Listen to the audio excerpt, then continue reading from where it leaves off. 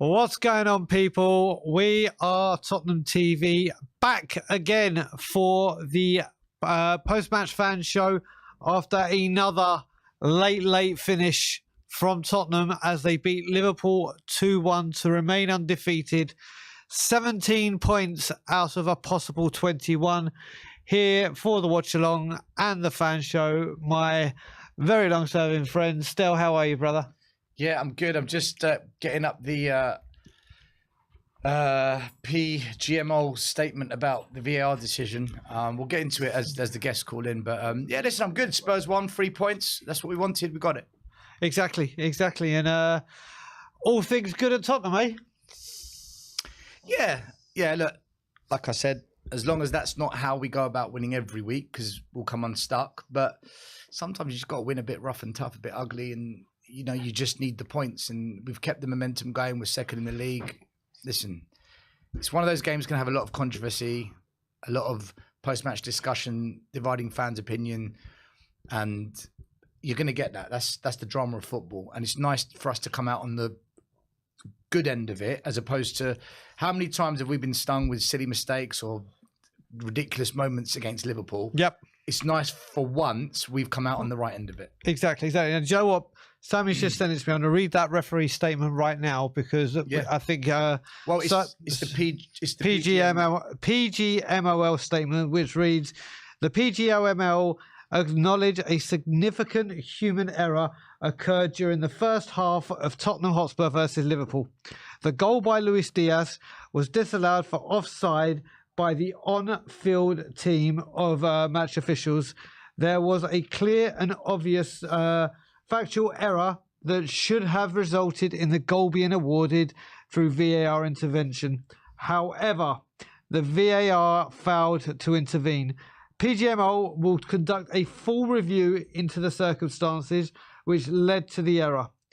PGMOL will immediately be contacting Liverpool at the conclusion of this fixture to acknowledge the error. That's all well and good, isn't it? Phone call to say, hey, we screwed up. When it happened, I said that is onside. Then when VR looked at it and said offside, I said that is a bad decision. Now in the comments during the live stream, I got a lot of stick. People saying, "Is this guy a Liverpool fan? What's wrong with him?" And I was trying to say, look, I want Tottenham to win, but I'm fair. Yep. That is blatantly onside. If that happened to us, I'd be livid. We've got the 3 points. I don't care now. But in that moment, the correct decision was to have given the goal. And the fact they've come out and made that statement, listen, I think it's a disgrace. It defeats the point of VAR. And if that happened to Spurs, I'd be livid. But I don't care. We've got the 3 points. Exactly. Well, let's start getting the fans on and the viewers on and seeing what they've had to say on today's result. And we're going to start in very tip-top elite fashion. I normally get wonderful entrances from him. So let's bring on the boss. Let's bring on the big man. Let's bring on Ben. Come on. How are we doing, brother? How are you feeling, first of all, brother? Stel, how are we doing today, man? All good. How are you, Ben?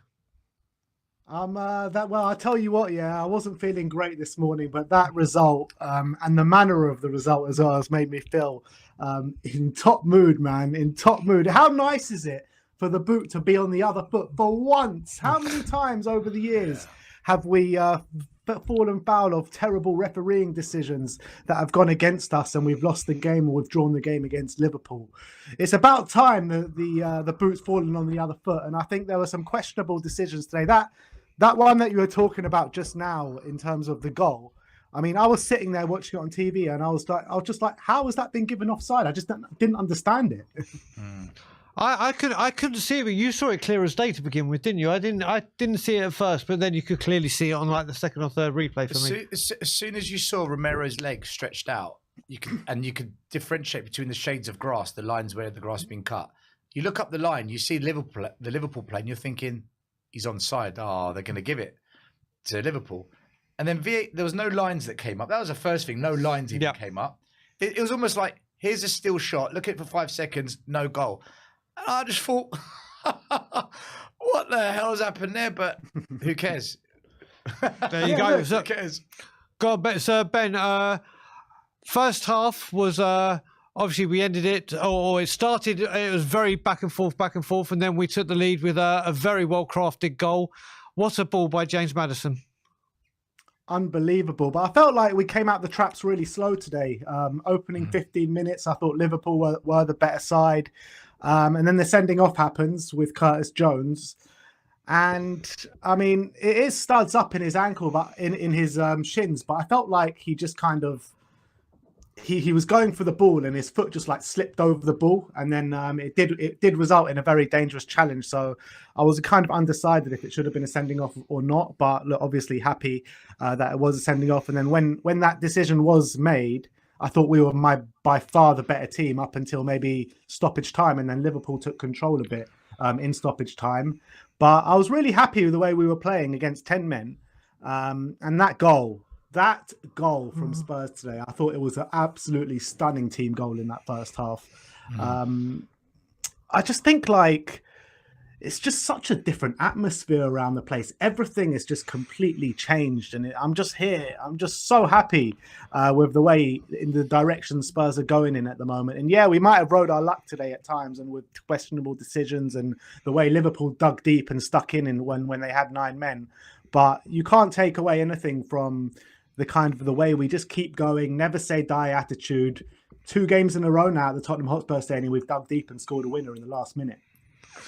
You're right. I was going to say to you as well, there's times, Ben, where obviously we're going to need a little bit of luck. It's not just going to be our great style of football that gets us over the line every single time. With it, during the season, you do need some bits of luck. And that was a huge slice of luck today with that. That was a brilliant finish from Matip, but that's the bit of luck we needed, because we just didn't seem to have that cutting edge in the second half, did we? Yeah, but I blame the manager a little bit. I mean, I don't want to talk too much about Ange, but because I'm very happy and obviously delighted with the way we're going under him, and I'm obviously delighted with him as a manager. But to take off Sonny and to take off Maddison against 9 men, I didn't really see the need for that. And they were the guys that are most likely going to get us the goals. And we lost a lot of creative edge especially when Maddison went off. So I didn't really understand those decisions. And it was a bit similar to the back end of the Arsenal game as well, when we could have pushed on and got that winner. We take off Maddison and Son. So I don't really get these decisions. Ben, can I counter that? Yeah, because I've got a different view on this. So when Son and Maddison came off against Arsenal after the match and said that they were both, Maddison obviously took that knock during the game and he didn't want to risk him, and Son was having a bit of fatigue, which is why I took him off. In today's game, what I felt was that Maddison clearly still had a bit of a pain, not enough for him to miss out, but that I'm sure probably felt more sore as the game went off, which is why I think Maddison came off. And I think Sonny came off because, again, he wasn't 100% going into this game. And I think what Ange did, and look, I don't know, it's just what I think Ange felt, right, they've got 9 men, we've got to keep going. I need to bring fresh legs on the pitch to keep that momentum going. Yes, we lost the creativity, 100%. I agree with you. Like, when they both came off, I said to Brian, what are we doing? Like, we've lost all the creativity. And then in hindsight, the fact we kept going to the end and we got that 97th minute winner, or 96, whatever minute it was, it's because I think we had fresh legs on the pitch. So I kind of think Ange did the right thing in the end. I'm not sure if we won that game because of the fresh legs, though, to be honest, because I felt like it didn't look like we were going to score a goal at all after Maddison went off. Like, I didn't think we were creating any sort of chances. Yeah, we get a really good breakaway of Porro down the right-hand side, and Porro was on for the whole game, and Matip puts it in his own net. But apart from that, we didn't look like scoring at all. No, we didn't. But if you keep the pressure on, you force errors, and that's what happened. That goal came from us keeping the pressure, and I think. But it didn't come from fresh legs, though. It came from Pedro Porro, who was on the whole game. No, but fresh legs in the midfield allowed us to keep possession and move it out wide. And when Liverpool did break, it was players like Skip that were at the back picking it up. Yeah, that's fair enough. Carrying the play. Look, Ben, I'm not saying I'm right. I'm trying to think what Ange might be thinking, and I think that's what he was thinking. Listen, if we don't score that winner, your argument's probably bang on, right? Yep. A goal changes everything, doesn't it? Oh, it doesn't. Like you said, like Ben said, it's so good to be on this way. Ben, another player I want to talk to you about because it's another test he had, and it's another test he passed with flying colours. Stel asked before we were having this debate saying, is Van de Ven better than Romero? Yes, he is. Stel thinks he is. Yes. I think he's got the capability to by far surpass him. But again, it's another test where he's put every single foot right, hasn't he? Well, it's funny you should say that, because I was watching the game with my dad, and I said to my dad halfway through the game, I said to him, you know what? I think Van de Ven's better than Romero. Yes, I literally said those words. But I think Van de Ven was brilliant today, but I did think he got caught out a couple of times during the game. I think when the offside goal, well, the one that shouldn't have been offside but was offside, I think got caught out a little bit. And also the goal that they did score, I thought maybe he should have done a bit better from. But apart from them, I thought he was a man mounted today, and he dealt with everything coming his way. I thought it was a stellar performance, to be honest. But it wasn't just him. I thought Pedro Porro at right back, Unbelievable. I thought had an unbelievable game today. And this guy, Pedro Porro, everyone has had their words to say about him, how he can't defend, he can't do this, he can't do that. This guy is growing week on week in a Tottenham Hotspur shirt. Completely agree. And I love what I'm seeing from him every single week now. Completely agree. I mean, right now, you got to remember as well, he's playing as a right back, not a right wing back, which makes it even more to be happy about, because Andrew's obviously worked him in his coaching staff, and you got to remember, Ben, you know very well I was one of those that said he can't defend it. I see him as a forward, but now I only see him. I'd love to see him. We've got the option for him going there, but every single game in defence, he's growing stronger and stronger. But it could be said about that whole back line. It's them getting familiar with each other, isn't it?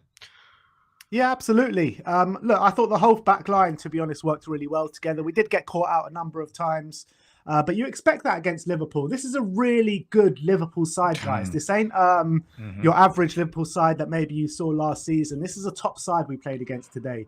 And you saw that even against 9 men, we just could not break them down. So you got to give credit to Klopp, the way he's rebuilt this side once again.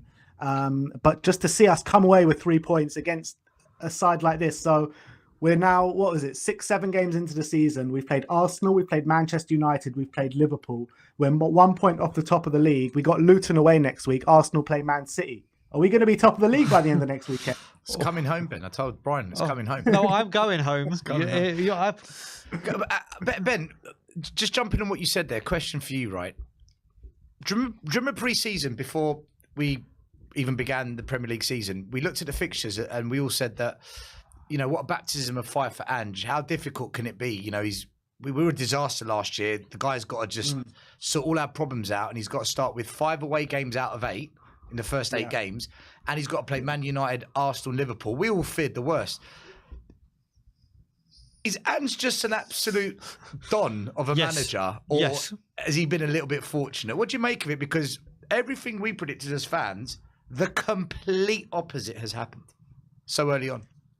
He's an absolute don of a manager. We never stop. Never stop. You hear these words coming out of him from Celtic. You hear it in training, and then you see it being put into practice in the game. You saw the Sheffield United game last week. 2 goals in stoppage time, 95th, 98th minute. Today, against Liverpool at home, yeah, fine. It was against 9 men, and maybe we should have made it a bit more light work than we did. But we still don't stop right until the last kick of the game. The positive football, the positive attitude. The club has completely changed from top to bottom. It's not even just the football that you're seeing on the football pitch. The mentality from the fan base as well. Like, even when we go 1-0 down, non-stop singing, always backing the team.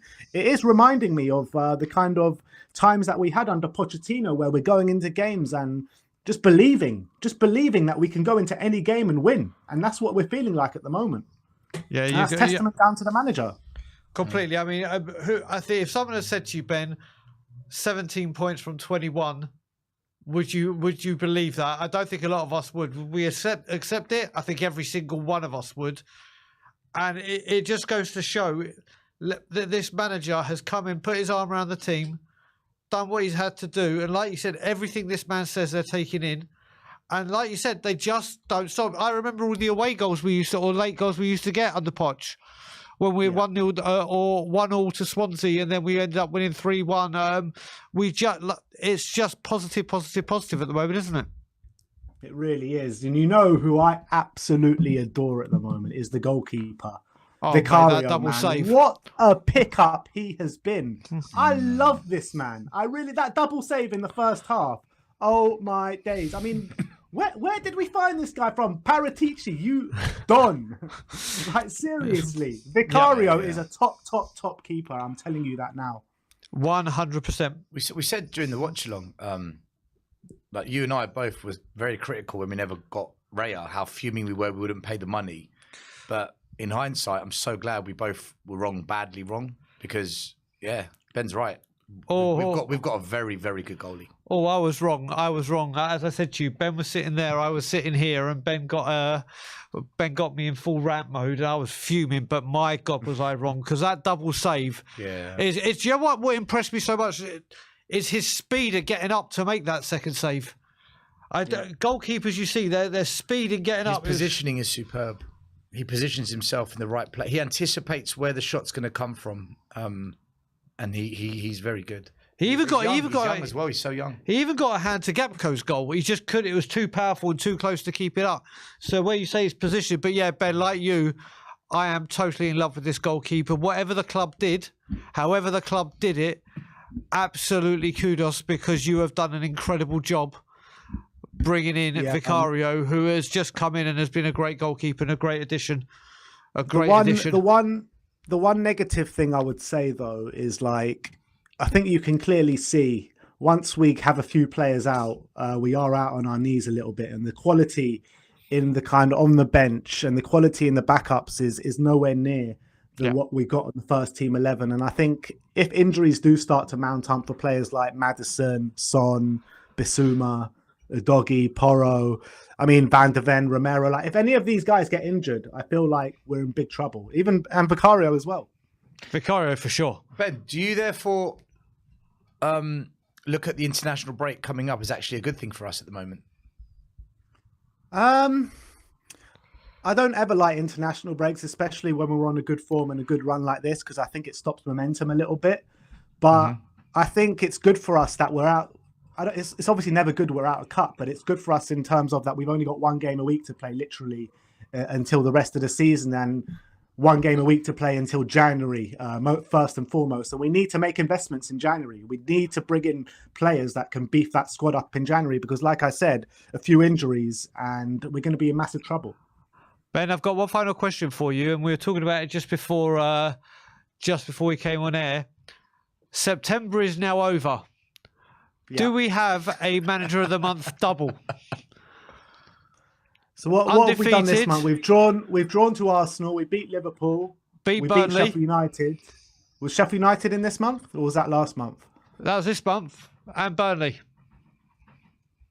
Of course, he's getting double trouble, man. Mate, this could be. I honestly think he's got to, because you would have thought it may have been Guardiola, but obviously losing to Wolves would have set that. I can't think of another manager. I think Unai Emery would give him a run for his money, because Aston Villa now, they've won 5, drawn 1, and they destroyed Brighton today. So they might give out. All right, so Unai maybe so they're both but they're definitely making the shortlist, aren't they? 100%. Yeah.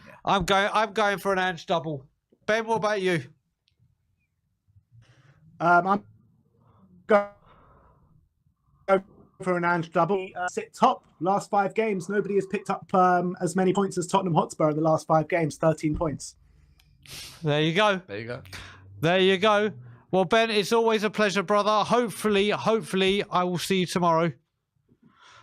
Yeah, let's hope so, brother. We're speaking in the morning. Ben, by the way, it's happened again. In the studio, minute winner. Every time you're in the studio, Stel. I swear to God.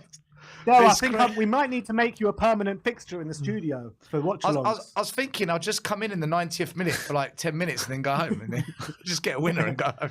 That might not be. That's not a bad job if you can do it. I think it's a good idea, Stel. Yeah, we'll have to leave the Spurs stadium. You have to leave the Spurs stadium at half-time and say, right, we're winning, or we need a goal. I'm on the way to the studio. I'll be like Solskjaer, super sub. Just come on and get the winner. Ben, brother, I will speak to you tomorrow, geezer. See you later, bro. See you later, Ben. There he goes. Come on, you spoke. Is that a super chat we got? Yeah, we got 2 super chats. Okay, cool. Both from Andrew Din. He says, I'm with Stel. One, Ange has a thin squad. He can't afford to lose star players for long. Number two, Veliz was in the back line if Matip didn't clear the ball. And then he says, Stel, we can't find man of the match in our side because Ange makes sure we are not one player's name. KNFC. Yep.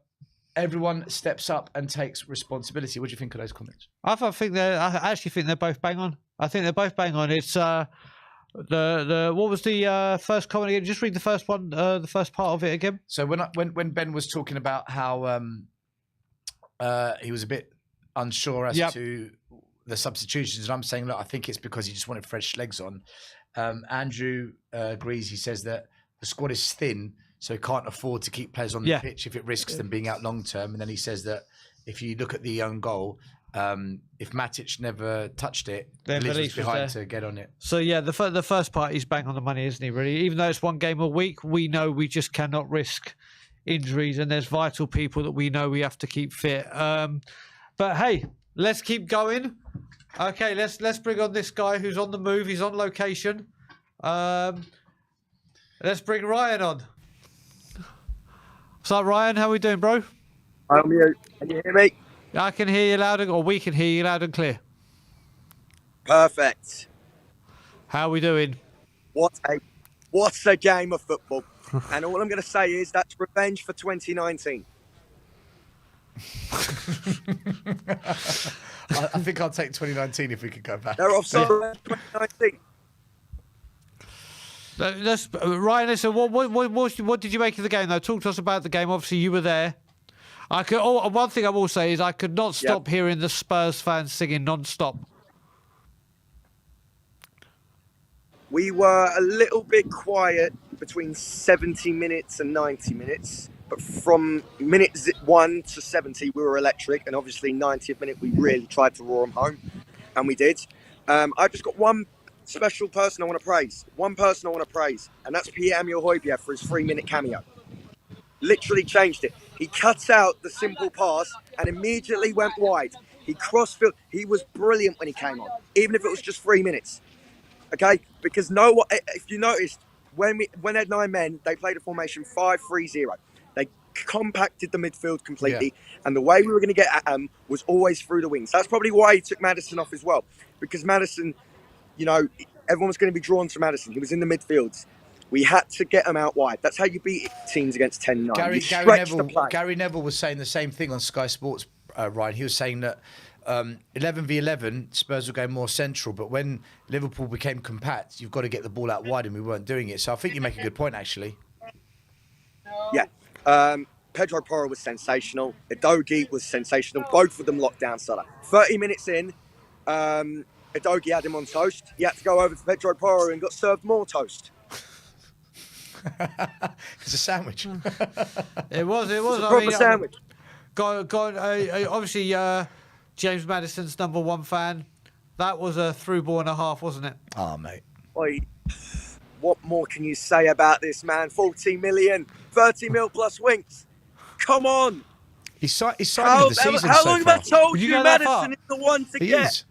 Madison is signing of the season so far. I think I'm tending to agree with you. Yet another assist. Yep. Yeah. Well, the assist to the assist, Brilliant. I guess. But it's Madison's pass that made it happen. Yeah, opened up the entire defence. That's what we've been crying out for. Yeah. Yeah, listen, I totally agree with you, Ryan. Everyone today done their bit. Richarlison on the left was brilliant, was very good, apart from when he had the offside. We had the goal disallowed early in the second half. But he done his bit. When he came in, into the number 9 role, I really don't like him as the number 9. I really don't. I think most people feel like that. But he works his socks off. The defence today was outstanding. You say Van der Ven's better than Romero. Romero's better than Van der Ven. I disagree. They just complement each other very well, which is brilliant when you've got that cohesion and they just Van der Ven's pace, Romero's aggressiveness means we can play such a high line and be aggressive, pushing on to them. And it just complements the side brilliantly. Vicario looks a sniff. It's 20 mil, which ain't cheap for a keeper. Bissouma probably had one of his quieter games, but still bossed it in midfield. Pape Sarr played well, kept it simple, kept the ball moving. Look, and every day Kulusevski probably wasn't his best game. I think when the cross came in the 94th minute, he puts it all the way out for a goal kick. We're all like, oh, here we go. But again, the team just doesn't stop. It doesn't stop. It's not stopping. And this isn't an Ange thing, I wouldn't say. This has been something throughout. Whenever, even Conte, you go through Conte, the amount of times we come back from losing positions. It's just ingrained in Tottenham to just keep going to the end, regardless of who the manager is. Yeah, I know what you mean. Obviously, we were there for a couple of them, but that I feel was us just doing. Back in those days, it was just going through the motions. There is a real purpose. There's a real passion. There's a real commitment to get people going forward. As Postecoglou don't mess around. He will say go, go, go, go, go, go for the win.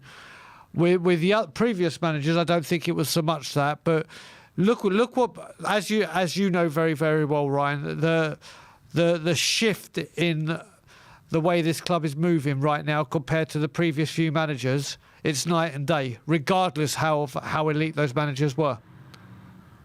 Yeah, it's completely night and day. And what I'll say is Ange Ball got Klopp playing 5 at the back.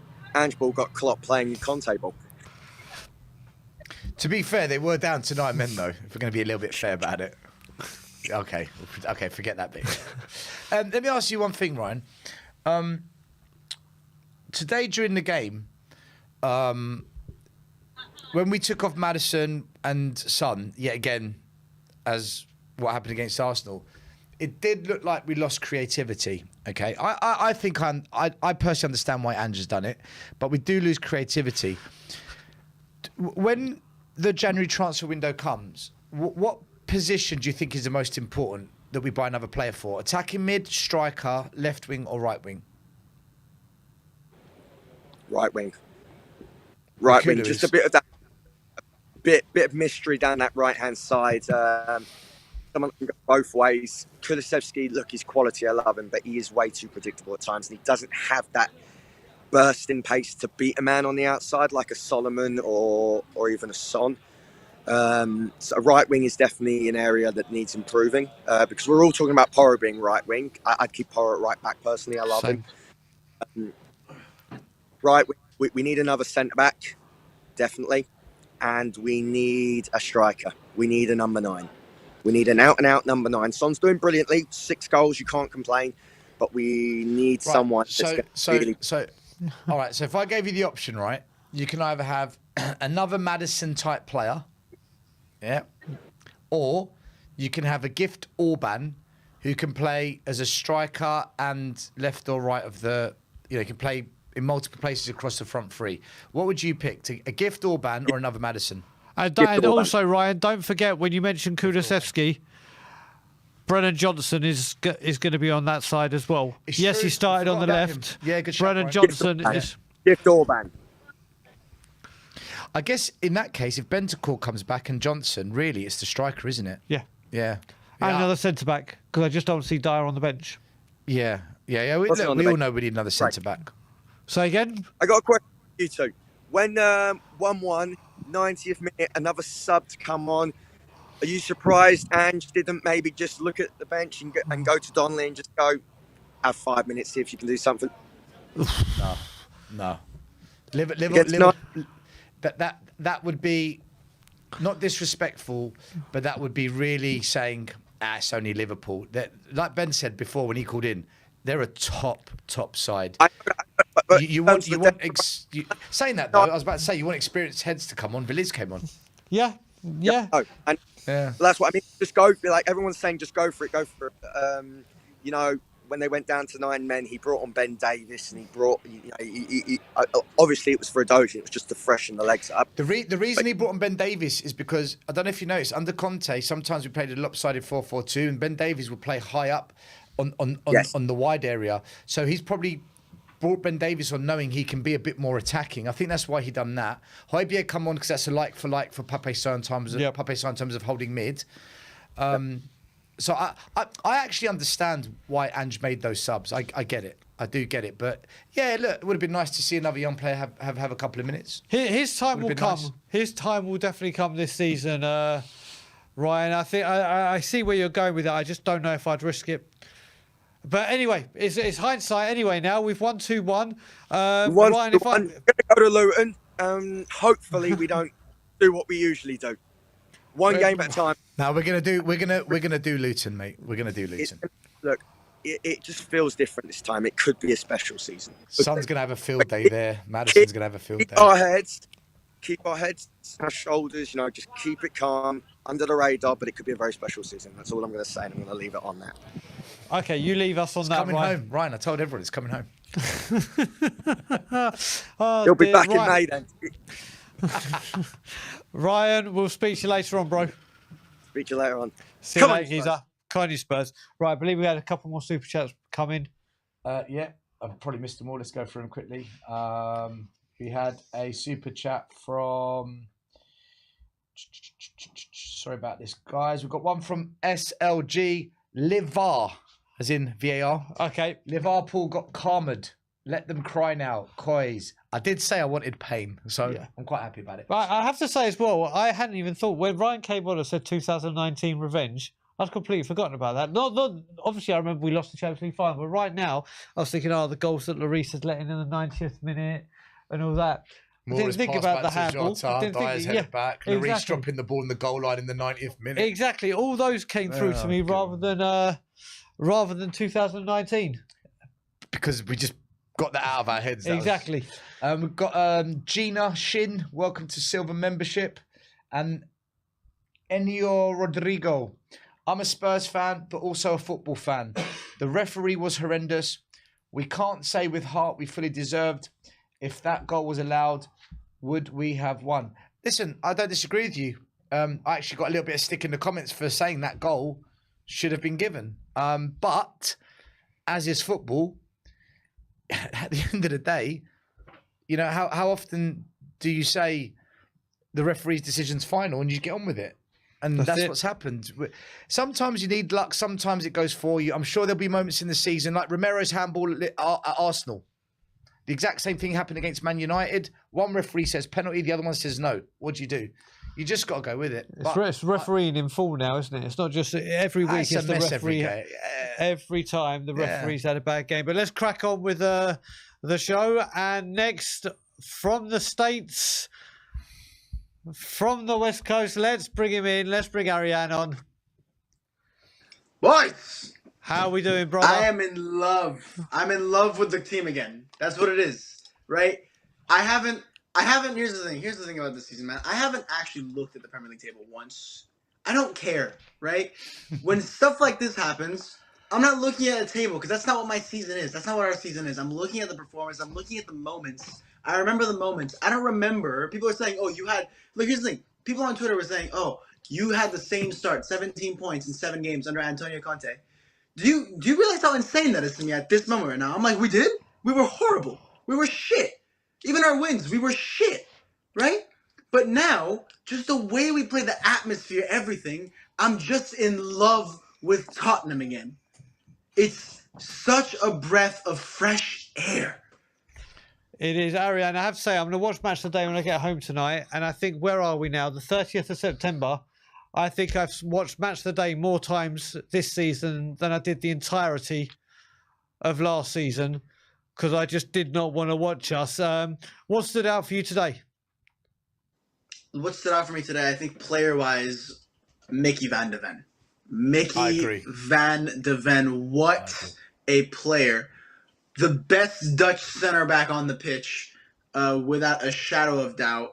And, people talking about who's better, Romero or him. I don't, is Salt better than Pepper? Probably, actually, but that's not the point. It's just about... Brian, is Salt better than Pepper, Brian? Oh, you're starting a whole debate there. That's a whole debate for another stream. That's a whole thing. Ariane, Salt or Pepper? I'd probably say Salt because you can get more spice from other things than Pepper, but... Anyway, we crack on. The actual point is it's not about who's better. It's just about them as a center back pairing, and it's magnificent. And it's such an upgrade from where last season. Just Van de Ven's calmness and pace, and even though Romero is a little bit more rash and aggressive, he actually hasn't been very rash this season. He's still a much more aggressive kind of defender, and they complement each other so perfectly.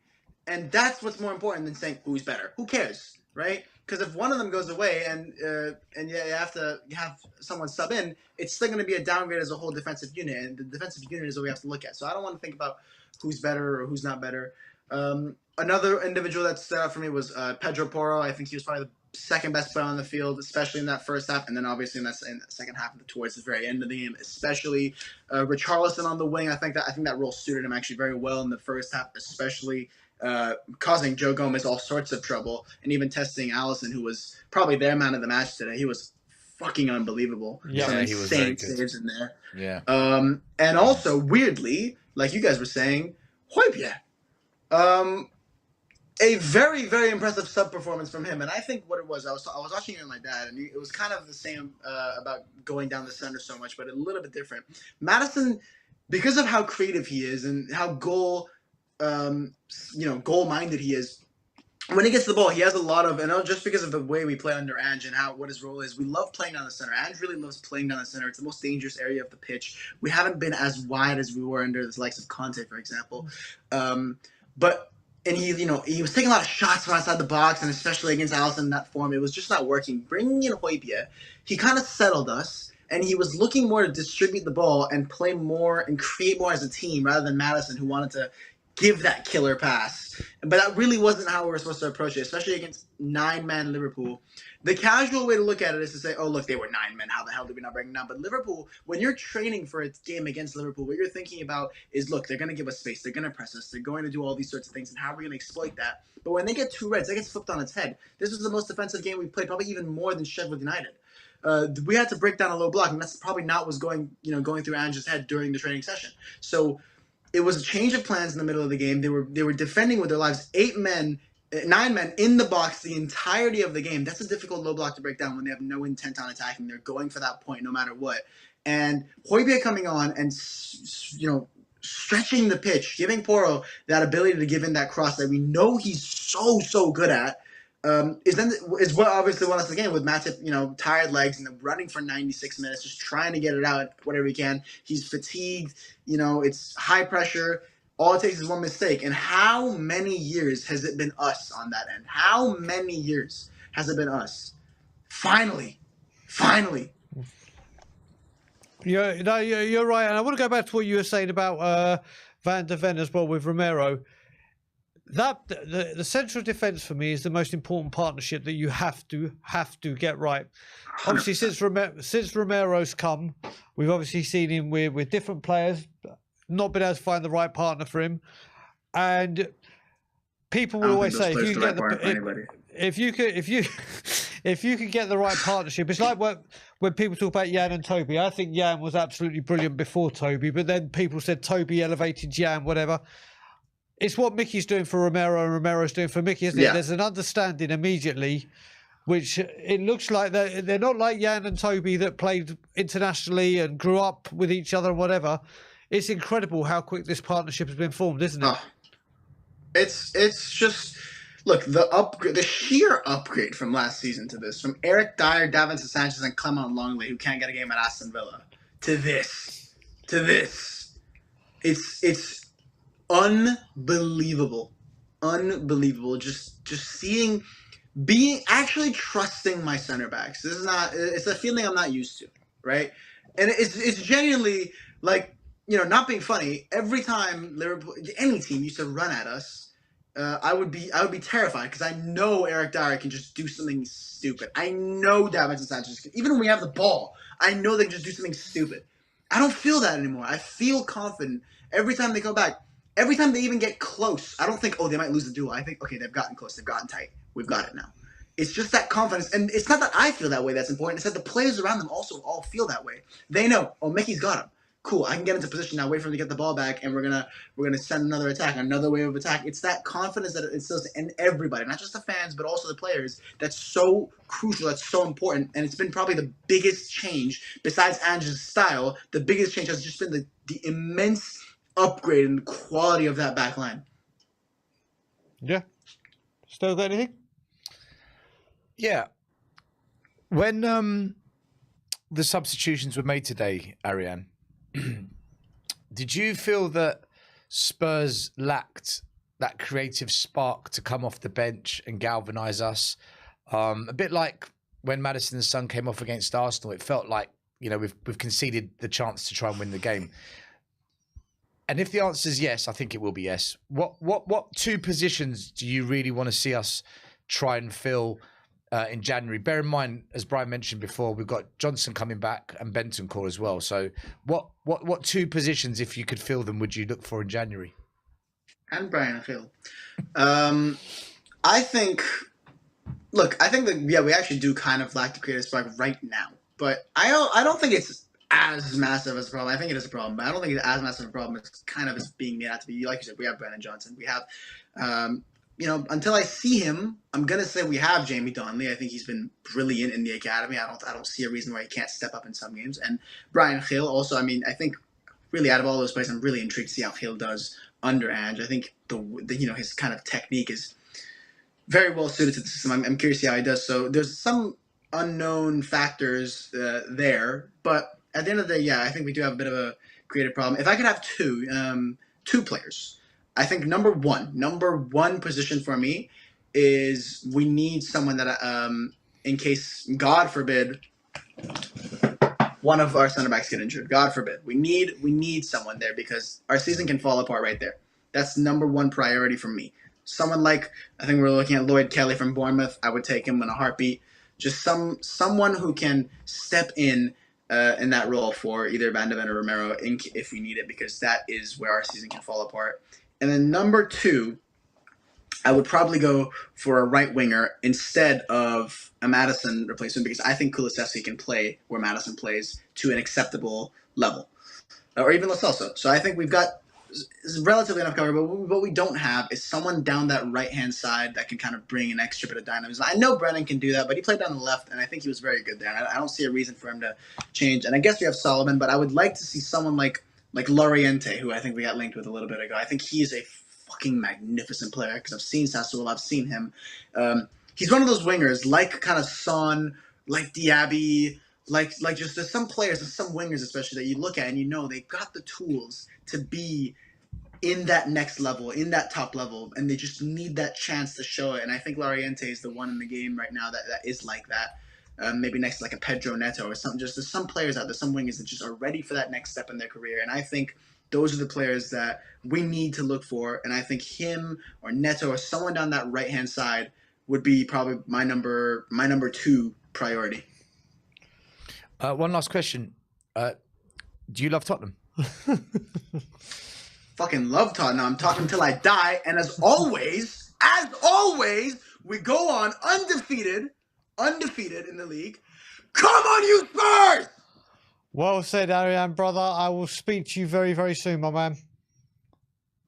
See you guys. See you later, brother. Was that yes? That was a yes, yeah. Yes. Okay. I forgot to take my. Every time I hear Ariane shouting, I almost need to take my my headset off. But it looks like we're staying stateside. We are staying stateside, and we are going to bring Ross on. Born in the US of A. How are we doing, Ross? Here, let me play this.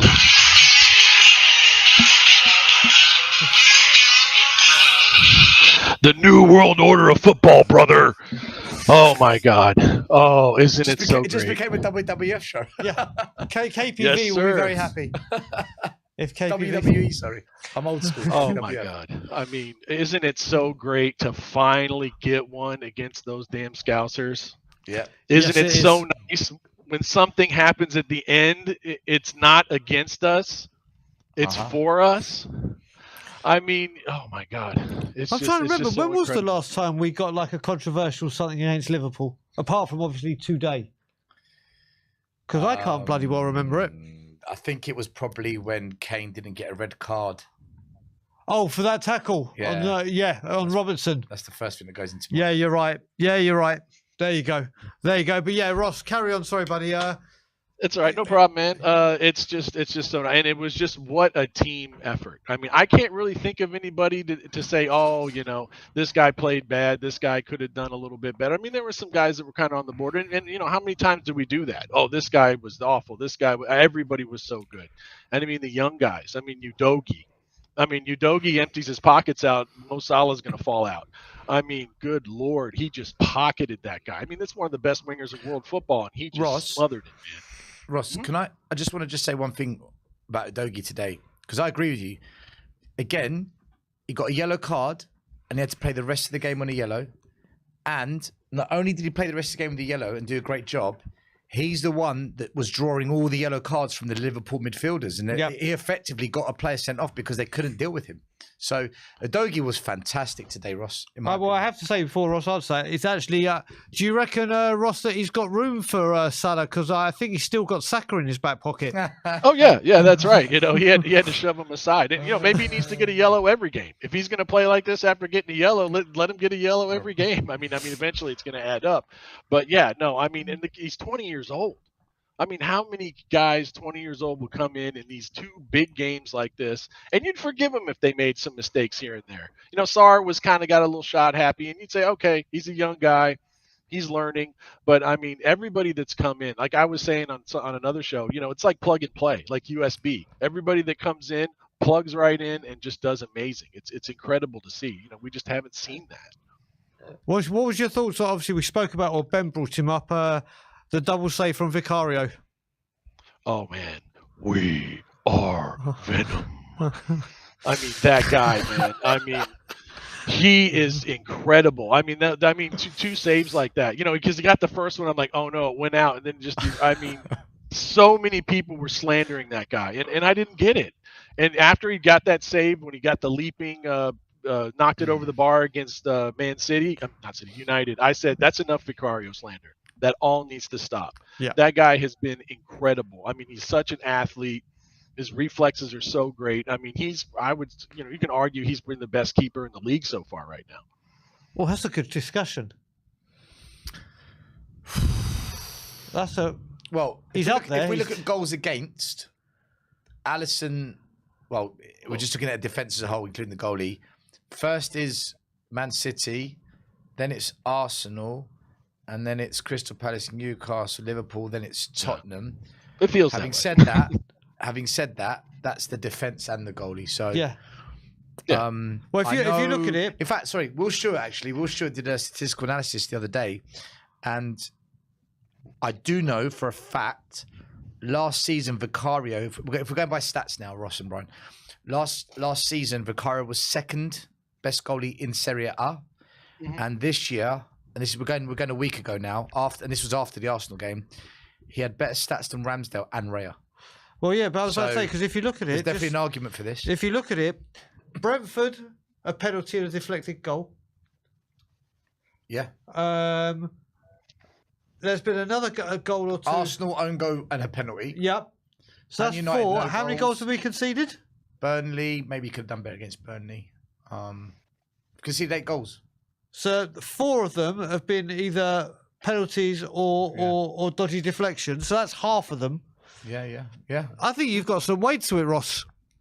Yeah, I mean, and even in the preseason when everybody was young getting as on, well. I mean, and a lot of those goals in the preseason were defensive errors. You know, and it doesn't matter how good a keeper you are, your defense doesn't help you out. There's just some shots you're not going to save. It's just the way it goes. You're right. I mean, everyone's been talking. Porro's been very, very heavily mentioned. What was your thoughts on his performance today, Ross? Fantastic. I mean, fantastic. I mean, the guy is everywhere. He just doesn't stop. He's like the Energizer Bunny, man. He just keeps going and going. And, and he's the one that put that ball in the box that got our good buddy Owen goal, knocked it in there for us. So that bit of quality. But Ross, with Porro, was you someone like myself that only saw him as a winger, not a defender, or you always thought, right, there is a defender there, just give him time, and obviously now the fruit's being bared? He always was better going forward, even back at his last club, and he did struggle with us, but I think he's gotten a little better with this. And again, this system with the inverted fullbacks is much better. He doesn't have to be do as much with that, and he has. He's really, you can tell he's worked on it. And some of the tackles today, just by the defense in general, were just amazing. I mean, just picture perfect. I mean, exactly how you want to do it. And, and like I said, these, those Liverpool attackers, no slouches there. That's not an easy thing to do. Yeah, especially with the quality they had off the bench as well. They could bring on Nunes. They could bring on Jota. The defence I think the defence was stood up and been tested. Midfield. Let's. I want to talk a bit about the midfield right now because we haven't really that midfield trilogy. Can I make a statement about the midfield? Go on. I think Pape Sarr, Bissouma, Maddison, hands down, that trio is in the top 3 best midfields in the country. That's where I was going. That's where I was going. So what was your analysis of all 3 of them? Let's break it down. And when Bentancur comes back, we might be number 1. Yeah, exactly. So break it down individually in whatever order you want to do. What have you thought of them today? Oh, James Madison's number 1. I mean, that guy has just come in here signing. Somebody said signing of the season. 100%. It's just not even a debate anymore. That guy is the locksmith. Unlocks it. He's what we've been missing for so long. The Eriksson replacement. There he is, right there. And what I always say about him, the guy wanted the number 10 shirt. How many guys would not have wanted the number 10 shirt? He said, "No, give it to me. I'll take it." Mm-hmm. And he played that play in right there, to Sonny. I mean, just beautiful. I mean, the guy and he was carrying a knock apparently. I didn't notice it. He didn't really look like it that much to me. And Sarr, I mean, again, that kid has just gone above and beyond. I mean, maybe he got a little happy with the shots, but I mean, he's steady. He's just in there. He doesn't he doesn't try to do too much. He doesn't let guys push him around, even though he's kind of maybe a smaller guy. And then of course Bissouma. I mean, that guy is. I've said another time. Look up box to box midfielder. There's a picture of Bissouma right there. Yep. I mean, that guy is all over the place. So good with the ball, so good with the moves, cutting things out. I mean, he's almost like another defender sometimes when he comes in there and cuts that ball out of there. Can I tell you another brilliant attribute of his game? We saw it today. There's a moment when Mo Salah broke down the wing and Bissouma was maybe 5 meters behind him. And he's sprinting back to the corner flag, bullied him off the ball, won the ball, and came away with it. That is Moussa Dembele-esque. Oh, it is. Listen, that is Moussa Dembele-esque, and we've been missing that since Moussa left as well. Yeah, he has. There was definitely people saying, "Oh, do you see that with him? Do you see it?" But what I do see with him, the only difference I see with him is Bissouma's more productive going forward. The way you saw with Dembele, he'd go past 3 people like they weren't there, shrug 2 people off, get it out wide or whatever. But then once you got him in the box, he wasn't as creative, and that's not a bad point. That was just something whereas you see Bissouma right now getting into the box, driving the nutmegs like he did against Man U. He's just got that little bit more spark in the opposing penalty area, but you can definitely see the comparison starting to come, can't you, Ross? Oh yeah, absolutely. And like I said, in past years, we don't have anybody that does that. Salah breaks free on the wing. That's it. He's getting down there. He's getting a cross in, or he's cutting in and getting a shot. Well, yeah. A bit of a left field question here for you, Ross. So, fans saying that, you were lucky against Arsenal if Jesus scored that goal and if Declan Rice was fit and Trossard played. And today we're going to hear, lucky Spurs, VAR, the referees are corrupt. Does this kind of wind you up and frustrate you? Or are you more of the kind of mindset of, do you know what? I love the fact that we're getting underneath your skin like this. Well, where are you at with these what opposing fans are beginning to throw at us now? How do you treat it as a fan, as a Spurs fan? Oh, I love it. I absolutely love it. There's that saying, better to be lucky than good. But we were good. But that's the sport. That's any sport. That happens. You're going to get calls that go your way, calls that don't go your way. It just happens that way. That's the way it is. It goes against you, goes for you. But no, I love it. I love it. It's great. Hey, we got 3 points. That's what matters. Get the 3 points. So you know what? However, talking to that with the 3 points. Let's just bring it up now. Just to bring it up, our next 3 games, we have Luton away. Win. We have. I'm just going to bring up the rest. I think it's Fulham at home. Win. Okay, we're going to let's see what Ross. Do you agree with those 2 so far? I do. Okay. Crystal Palace away. Yeah, I think we get that one. It can be a little tough at Selhurst, but I think we can get that. Then the big one. If he's still in a job, Mauricio Pochettino comes to White Hart Lane. If we're looking at that's our next 4 games. Kick Chelsea's ass, mate. Next 4 of our games. I mean, I would like to say all 4 of them in London, but Luton technically isn't. But it's like just outside, isn't it? Really, so we're not travelling far. It's Bedfordshire. It's Bedfordshire, yeah. So it's just outside London. So we're very local for the next 4 games. There's no real travelling apart from to South and West London. That's it, like a coach journey. Seriously, though, the way things are going, and should we be injury-free, that's 12 points there on offer. What are you reckoning we're getting out? I think we can get 12. I mean, I've tried, like all of us, I'm trying to be going, hey, let's be careful. It's coming home. Football's coming home. It's, we're trying to be, hey, let's be careful. Let's not get too ahead of ourselves. But every time it just, we just keep getting results, man. And it may be that one of those days is going to come. But let's just ride this, man. Let's keep going with it. Hey, I say 12. Let's get 12. Let's get all the 12 of those points, man. And the final question I want to ask you, Ross. I've got one for him as well. Go on. You go first. No, you go. All right. I just wanted to quickly ask you about Højbjerg. So he came on against Arsenal. Some fans said he was all right. Some fans said he did quite well. I thought he actually did all right for us when he came on. And today he came on and he did a job again, I felt. Now, he comes under a lot of criticism from Spurs fans. They say he's not good enough. He shouldn't, he doesn't quite fit Angeball. But when you look at how thin our squad is it worth Højbjerg just being a squad player until the following summer when we continue the rebuild? Or do you think, no, he's got to go. If we can get rid of him in January, release him? Keep him. We found a role for him. He's got the perfect role. As a sub coming on late games, he's a veteran guy. He's been there. He's played. He knows his job. He gives us that steadiness. I mean, how many times has he come in? I mean, it's too bad Perisic got hurt because he was the other guy. But no, keep him. We got a role for him now. We got something for him. He can come in late in the game. There's not a lot of pressure on him, and he can just be smooth and steady and just calm everything down and keep everything going.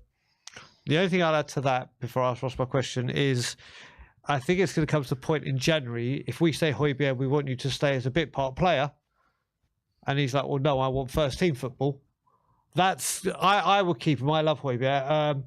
But I just don't know if he stays based on, I want first team football as opposed to. Is there a compromise though? Because Pape Sarr goes African nation, Basuma goes African nation. Will he be maybe a first team player for like 6 weeks? There you go. That's 4 or 5 weeks. Is there a compromise? It's not a bad shout. Is there a negotiation here? Well, we'll soon find out. But Ross, the question I wanted to ask you is 2 parts, which is at the start of the season, before we've kicked the ball, where was your where we're going to finish prediction?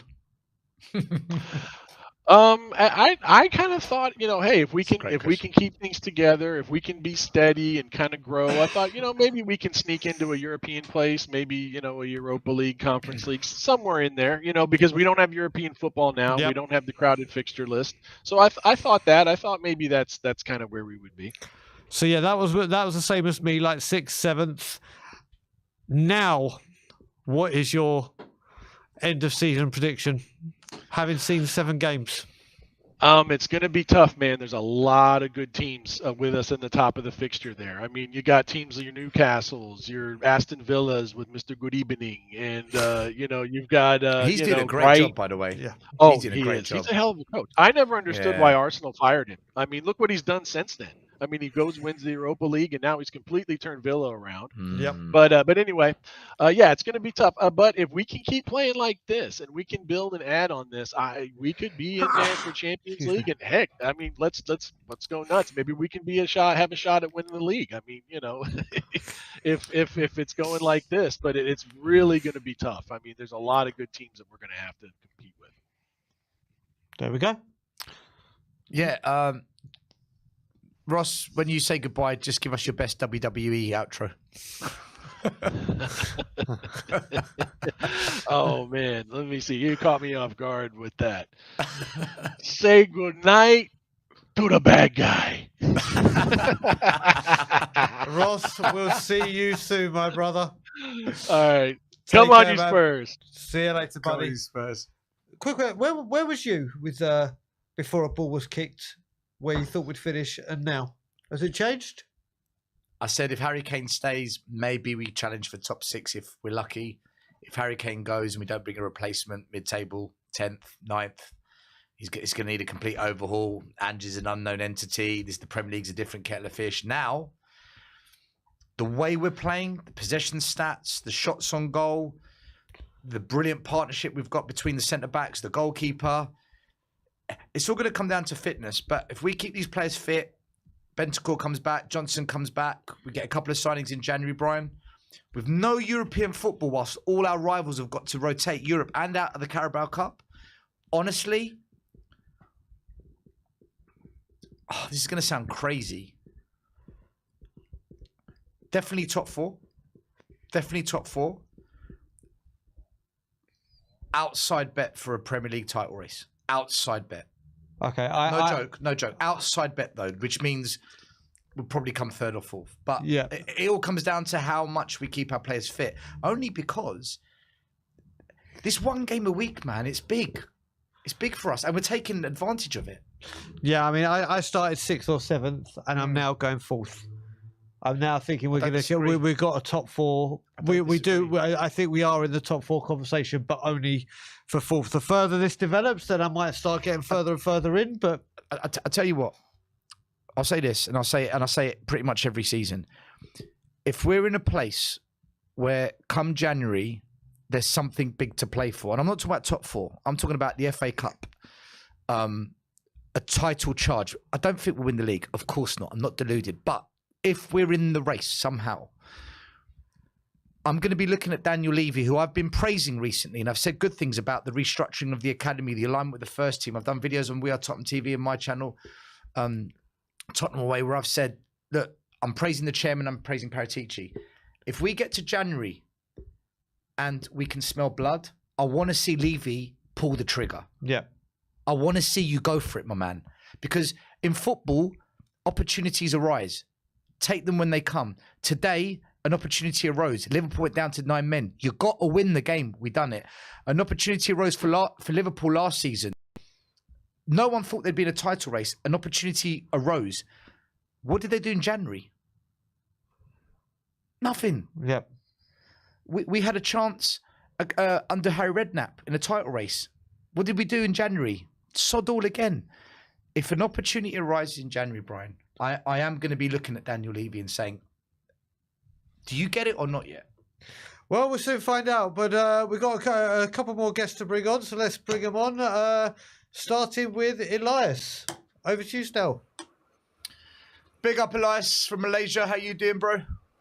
I'm doing good. Awake at 4:30. Still excited for what's ahead of us this season. And so far, things are looking pretty okay. I'm not gonna lie. Like what I expected at the beginning of this season and what I'm seeing right now, I am totally surprised. I'm happy with the way we are playing and the way things are going. I am kind of surprised by Big Ange.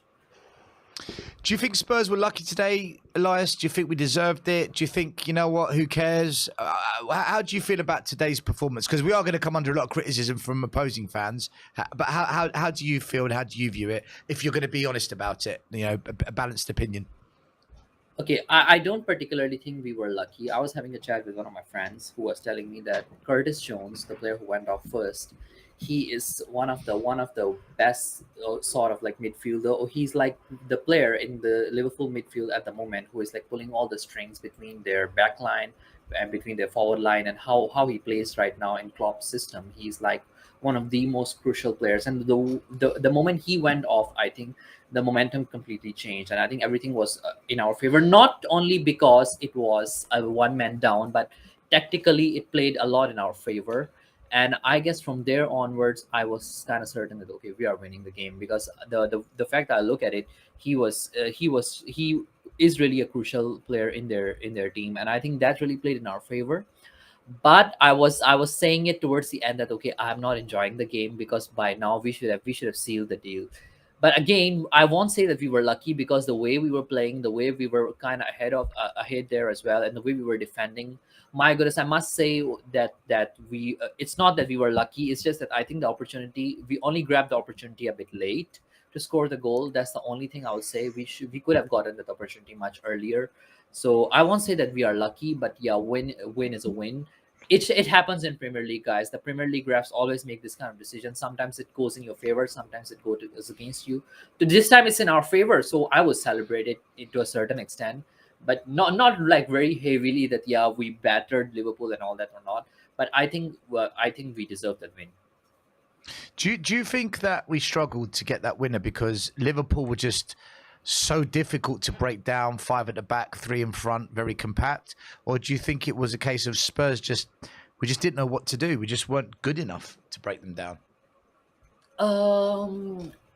I guess a bit of both. I won't say that we were not good enough. I think when Son and Madison both came off, it took off a lot of our creativity, and that's one of the things that I mentioned in the previous game as well. That we rely heavily on both of them for any form of creativity that comes on, and they are the two players I think we can rely on when the teams are playing the low block. So when the two of them came off, I was kind of nervous, and firstly I questioned Big Ange a bit there, like why take off Son? Seriously, that was like Richarlison was not grabbing his opportunities. I'm still not convinced by Richarlison, by the way. Like he was really not taking the opportunities there. Like I think he had a poor game today. He could have taken a lot of those opportunities. He was sometimes out of position. Sometimes he was not clinical enough. His finishing wasn't there. So I must say that part I was not satisfied with. But when Son and Madison came off, I kind of lost hope there a little bit. But I think when Højbjerg came on and that he was sort of like the impact sub, he injected a bit of creativity in there. And then Pedro Porro, I think he was playing well from the side. And I think all of that turns into our favor. Like what I can say is that now we are not just that sort of a team who relies heavily on one or two players. There are some other players as well that even if you're down, they can like step up their game there, here and there a bit, and that works in our favor. Well, no, I was going to say about Richarlison, because Alan Shearer said it many a time, not about Richarlison, but when it comes to strikers, don't be worried about the ones that are getting the chances. Be worried about the guys that aren't getting the chances, because then they're avoiding trying to get involved because of their lack of confidence. Richarlison may not be on form. Richarlison may not be what we see as a Spurs player, but he is trying to do everything he can. Don't get me wrong, he's got first touch like he's wearing bouncy castles rather than football boots. But he is trying. I mean, there was that header he had, wasn't there, where he just took his eyes off the ball. He's getting in those chances. It's just all right. Let's have a quick debate. Yeah, guys, let's have a quick debate on this. Right, I personally wouldn't mind if Spurs sold Richarlison and brought in a different type of player. Yep. From what I've seen of Johnson early on, I think he's a far better acquisition than what Richarlison is. I agree. And I've only seen maybe 2 games from him. I'd rather Veliz gets the minutes over Richarlison. Having said that, Richarlison, he got an assist against Sheffield United. He got the winner against Sheffield, the equaliser, and he got an assist today. So I can't dismiss him as a player. I do agree with Elias, but I also agree with you, Brian, that he's putting in the effort. What I will say is this, though. Is effort enough to justify playing for Tottenham Hotspur under a Spurs revolution with Ange? That's a good point. Is that enough? Yeah. Elias, what's your thoughts on that? I think if he can like sort of like gain that confidence there, like if he can just maybe if he's not, I understand he's not a very technical player. We all know that Richarlison is not very technical with his crosses. I think today like what he was supposed to do was he was supposed to cross a bit, and I think inject a bit more creativity in the role that he was playing as a winger. I didn't see that sort of. But if he can just improve on like his positioning a little bit, he can avoid being offside a bit too often. He can be in the right position at the right time and be good with it, where he picks up the ball and that kind of things. I think he can sort of like fit into the system if he can just work on some of those areas. But at the moment, we are not even seeing that. We have seen so many strikers in the league as well, and in other leagues as well. They may not be very technical, or may not be very creative. But if they are in the right position at the right time, they are avoiding being caught offside a bit too much. They are making the runs at the right time. They somehow flourish in Premier League as well. Like I think Richarlison can work on that a bit. I feel that in some of his rough patches in Everton, he had some of those moments as well. But I think right now it's just maybe he's lacking the understanding with the team. I don't know. Maybe it may work out eventually, but at the moment I can't see that coming from him. But yeah. Do you know what my worry is with Richarlison? And it's that Spursy syndrome that we have in our fan base, which I want it gone. And that's, I don't want him to become our Kai Havertz, where we so want it to work for him. We're so desperate for him to just prove that he's a really good player and he can add value to the team, that this emotional attachment builds and we just cling on like we've done with many a player in the past. And then he becomes the next Eric Dyer. He becomes the next Ben Davies. And he's here for 4 or 5 years. And in 4 or 5 years' time, we look back and say, why? But I also agree that everyone deserves a proper chance. So maybe at the end of this season, we assess it? I'd say fair. I'd agree with that. Is that fair enough for him? I'd agree with that. 1 season with Ange and see what happens? I would. I think that's right. Elias, what do you think? Either he's striking some really attitude pose or he's frozen. There you go. Yeah. I'm there. This new laptop is giving me some problem. Yeah. So I personally Cover feel magazine, that. Sorry. Yeah, so I personally feel that Richarlison one, I think our fan base is realizing now slowly, because we have tried him in different positions and we have tried him in different areas and it's sort of not working out. But maybe the last thing now could be his confidence, which he needs to gain back, and the understanding in the new system. It may work for him and it may not, but I completely agree with Stel. Like what I saw from Bennett Johnson the other day, I think he's great. And if we are looking at really getting another number 9, I wouldn't mind him over Richarlison. But one other player, like I would like to mention in this particular team, or 2 other players in our defense specifically, Mickey van de Ven. What a player that guy is! Seriously, like yeah, we were saying earlier. I personally feel he's way over. Like some people say that he's better than Romero. I think he's way better than Romero. With his tackles are way better. Cleaner. Way better than Romero, yeah. Romero had a cracking second half, though, man. It has to be said, I don't know if he's way better. He had. But I personally feel that Mickey van de Ven, he's a bit more composed compared to Romero. His tackles are a bit more clean, and he doesn't make those kind of like errors that Romero does sometimes, like with picking up yellow cards and all that. So I would rate him slightly higher than that. Plus, he's very young as well. It's just come in, and the way that guy runs, I mean, I love his speed.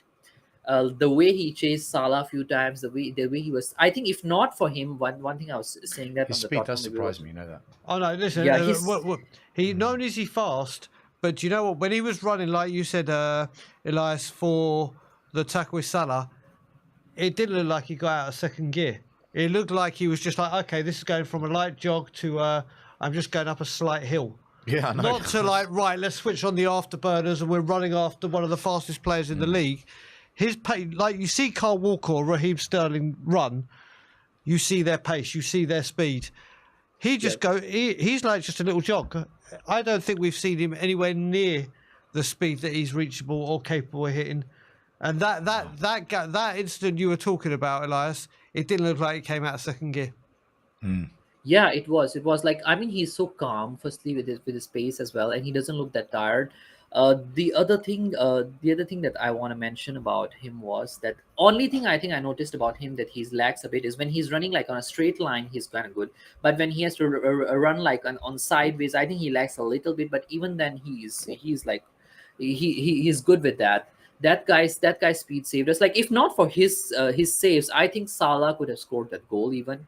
Because we know that Salah, if he reaches those kind of positions, he could have scored that. If not for Mickey van de Ven, I think we could have conceded one more goal, because there were a few instances where he ran behind the forwards and really got the ball back. And one other one was Bissouma one. I think that was another one where Bissouma went behind Salah. That was immense. Yeah, that was an immense one. If he went behind Salah and got the ball back from him, and even forced Salah to get a yellow card, that was like Salah was so annoyed that he even conceded a yellow card there. And it was amazing. And the other one was Pedro Porro. Like we were all saying at the beginning of this season that he is not a great defender. I said he was amazing from day one. I said that. No, I think I said that he. I said he can't defend. I said he can't defend.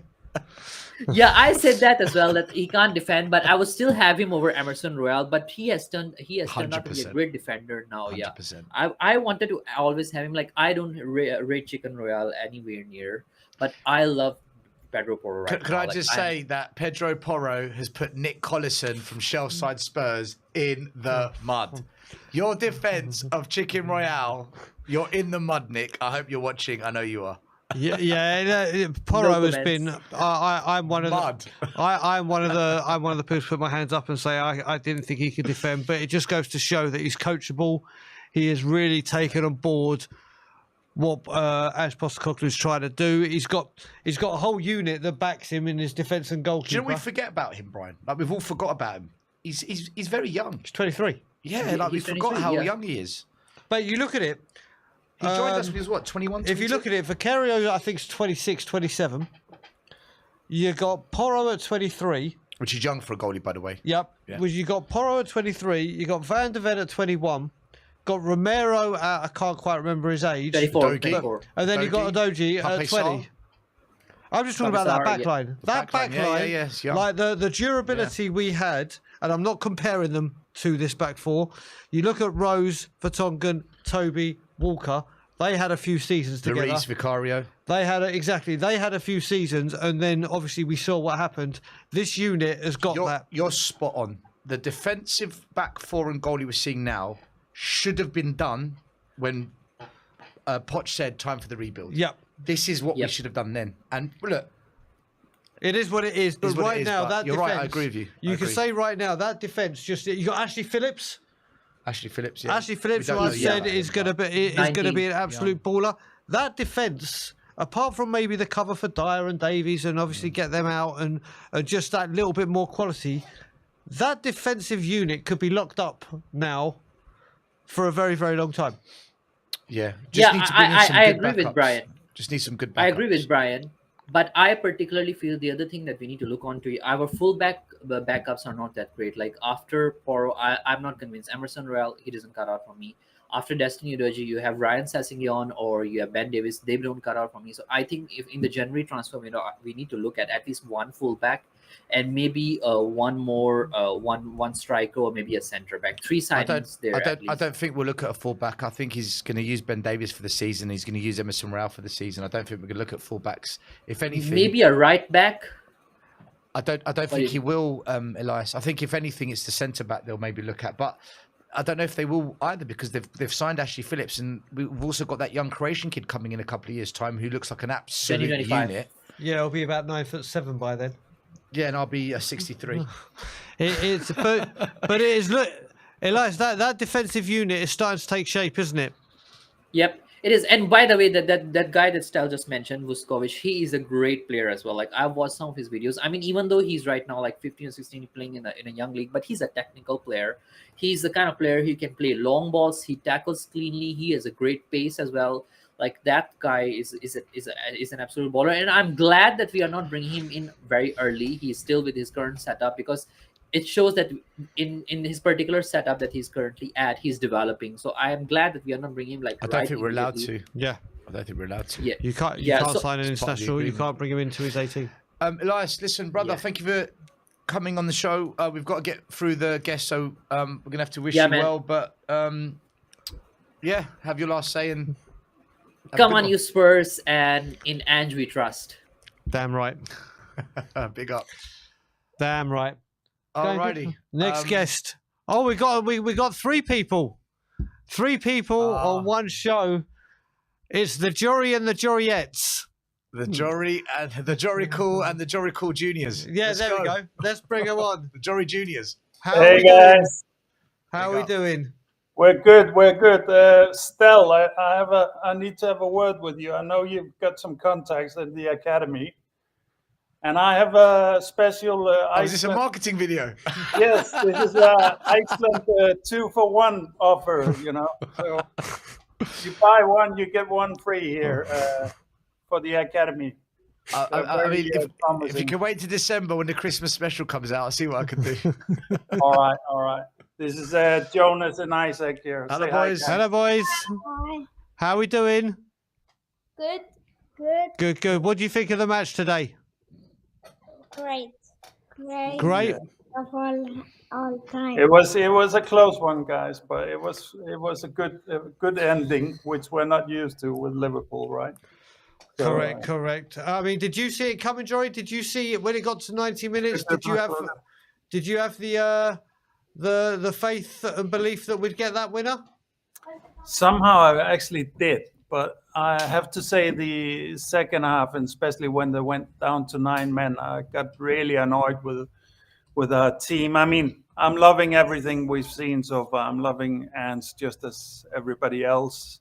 But one thing that's always been something that I have a hard time with is kind of like too young, naive football. Where they have all the talent, but they lack the IQ. And I thought there was being made a lot of bad decisions today after the game went down to 9, and I actually was disappointed with Ants as well. Even though he wants to nurture the players, he should have pressured them to play a higher tempo.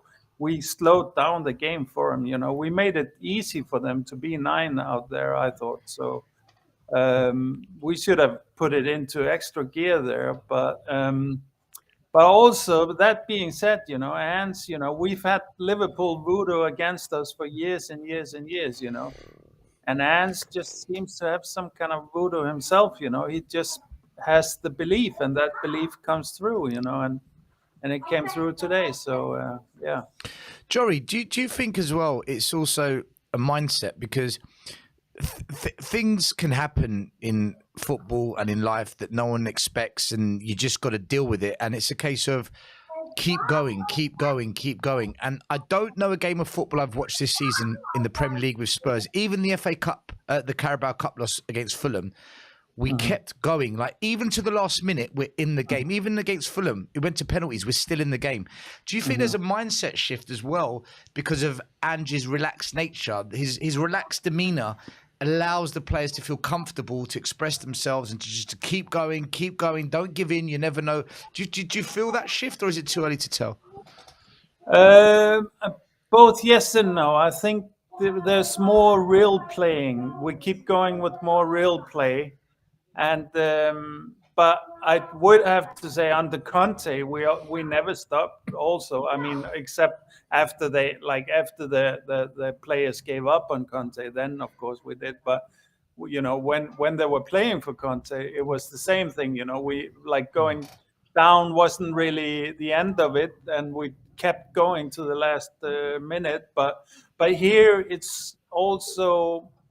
They keep their guts in the game. They don't get scared. They don't freeze up as they used to do. So yes, I would say that part is definitely a lot different. But it's a completely new squad, really, for that matter. Those guys that froze up, they froze up against Fulham. I felt as well, even though they kept playing. I felt like they started, a little bit of throwing their arms up and stuff like that.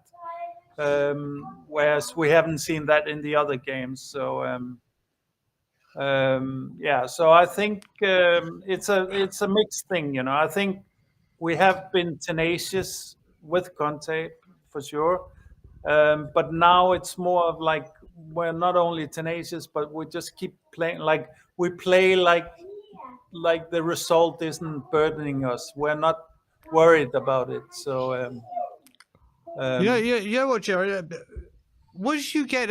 was getting a bit annoyed with this in the second half, and you mentioned it, and many Spurs fans spoke about it.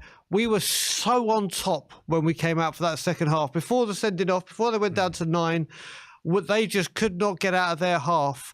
Yeah. Did it start to worry you that it looked like it, or that we keep doing this, that we have all this pressure, all these attempts on goal, and we seem to never capitalize on those moments? Yes, this is what I hate. This is when we get, and this is typical young players, I feel like, even though there's also senior players in there, but it's the more time they get to think, the worse the decisions get, and this is we see it in many teams, but I feel it's a little bit inexcusable with us. We had a strong home ground. I don't know if you heard it, but for me, the fan support was on and off. It seemed pretty good, to be honest, but it was better, I think, seemed more last time, last home game. But anyway, it wasn't at least missing or negative or anything, so I felt like the players were overthinking it, and a little bit running from responsibility in terms of not breaking the lines and just playing the game that Liverpool kind of was dictating to us to play, which was to run up to their wall of men and then just pass it along that wall instead of start shooting outside. And the shots that were had, by the way, were really bad. I felt like Maddison clearly isn't fully fit in my view. He still is under the influence of that knock from last game. I feel, even though he's always good, he was good. That's fine, but he wasn't. He lacked that edge that he has been having in this game. I felt. Sonny did his, which he does quite often, is kind of like being that half step in the wrong position, and also he does a thing where he's set so heavily because he needs to have that explosive acceleration that when the ball is simply just centimeters off, he will miss it. He won't be able to get to it because he's so sunk into his, he's ready to go. He's in the start hole. So I thought there was 2 or 3 times where Sonny could have had some joy if he had been more on his toes, so to speak. So. Considering that we got the Liverpool, I felt like the Liverpool voodoo was in full effect. Alisson had his best game of the season. Showed the whole world why he's the best goalkeeper in the world, in my view. And, I agree with you, Joey. I agree with you completely on that. I think he's exceptional. Yeah, and this is where I feel like this is the superstitious part of me says like. Anne's voodoo kind of outdid Liverpool voodoo. It took 9 men and all of that, but it outdid it because it was really a little bit of voodoo in the end that got it over the line. So I was happy to see that because you need that in football, as we all know. Yeah. But just in general, voodoo 2, Liverpool voodoo 1. There you go. But also just in general, and I have to pay respect to that Ants didn't flinch. I saw some angles and he looked worried. I thought he was a little bit scared, and his home win record is still going, which is unbelievable. And I think we're at the early stages of this. We clearly could see a little bit of squad depth problems today. I felt like we definitely could. It wouldn't have been bad to have a gift Orban or something, like one more attacking option to bring out. Even though we have Release, hopefully Release can come in and be a fully viable option. And also midfield, we could, when he took them both out, it was kind of the midfield completely changed. But then Højbjerg came in and people were happy. I'm like, come on, guys, we can't be surprised that Højbjerg plays well. He's been one of our best midfielders for years and years. It's not like overnight that he turned into trash. He's a more physical, not this technical type midfielder, but he's still a veteran top midfielder. We have to give him the respect that he deserves, So I wasn't surprised that he did a good job there. I was worried that we would lack the creativity, and we did a little bit, but we got away with it this time. So yeah. Wait, go. Sorry, you were saying. I was going to ask you one player we haven't spoken about tonight, or even during the show. To be honest with you, someone who I'm not sure of yet. Mm-hmm. Is Manor Solomon. Yeah. He got a lot of the ball when he came on, and he put quite a lot of crosses into the box. He laid the ball off to the midfielders who were standing on the edge of the box. What do you make of Manor Solomon, Jory? I like it. And another thing I'll add on to that still, what I also liked was to see Richarlison. I've been quite critical of Richarlison. I really liked him as a winger tonight because he crosses in a different way. He made a great assist today, and he's definitely doing his work. He has issues for sure, but having Solomon and Richarlison as wingers, kind of you have to defend completely differently for those two. it's like a really big change-up thing, you know. And I would also add on to that I'm hoping Gil can come in and be yet another option in that regard, you know, because then we have maybe if Gil can take the right side, for example, then we have like Solomon and Gil as the super dribbly, small, fast, you know, whirlwind of players. And then we have a really physical and strong Richarlison on the left, or maybe on the right even.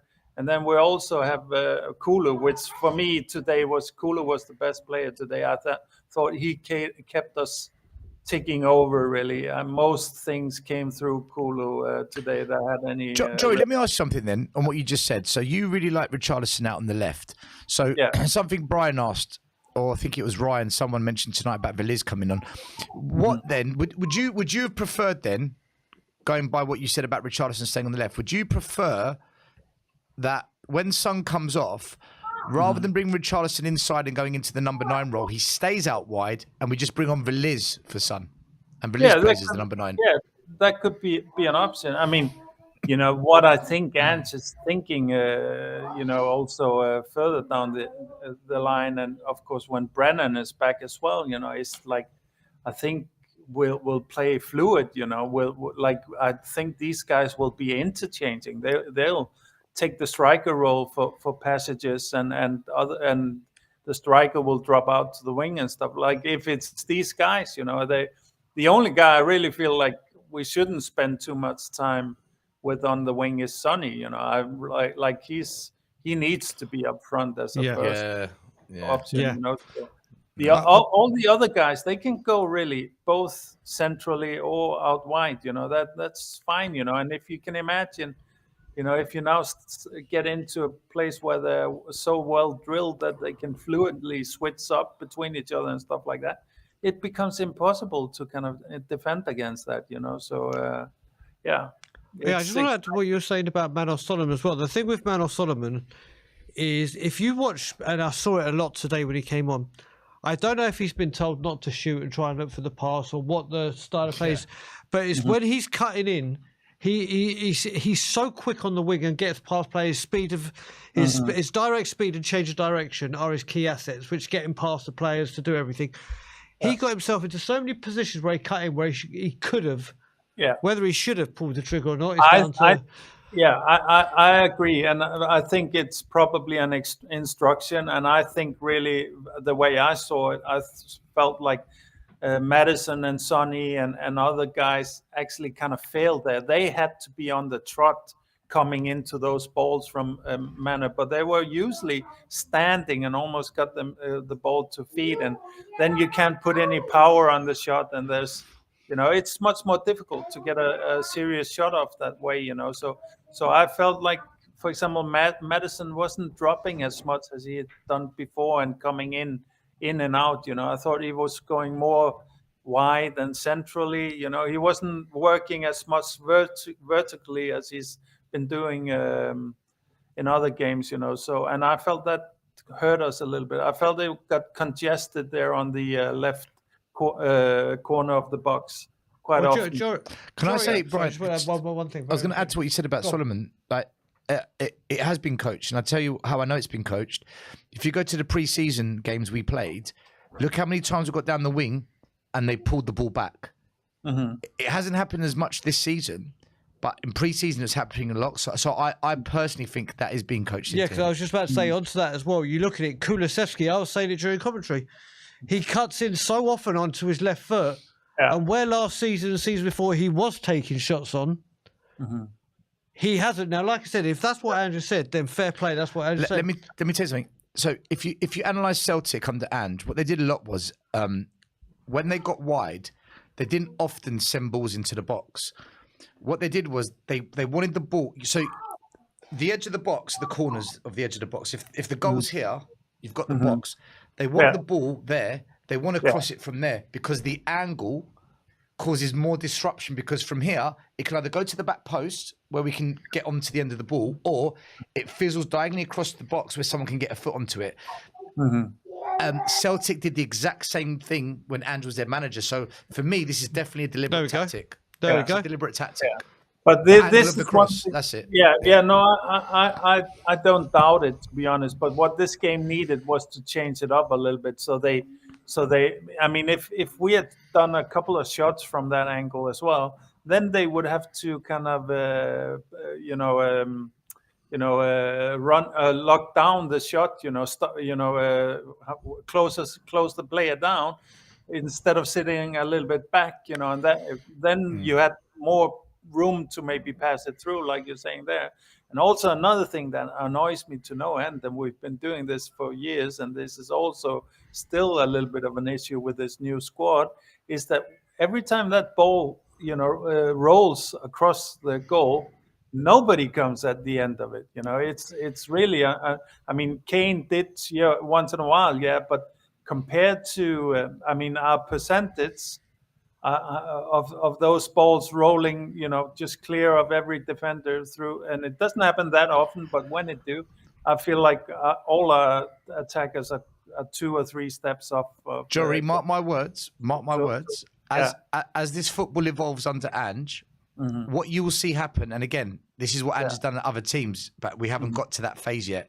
Yeah. The player that will get onto it at the back will be the wing back when he bombs forward. Yeah, We're not quite at that stage of the development yet.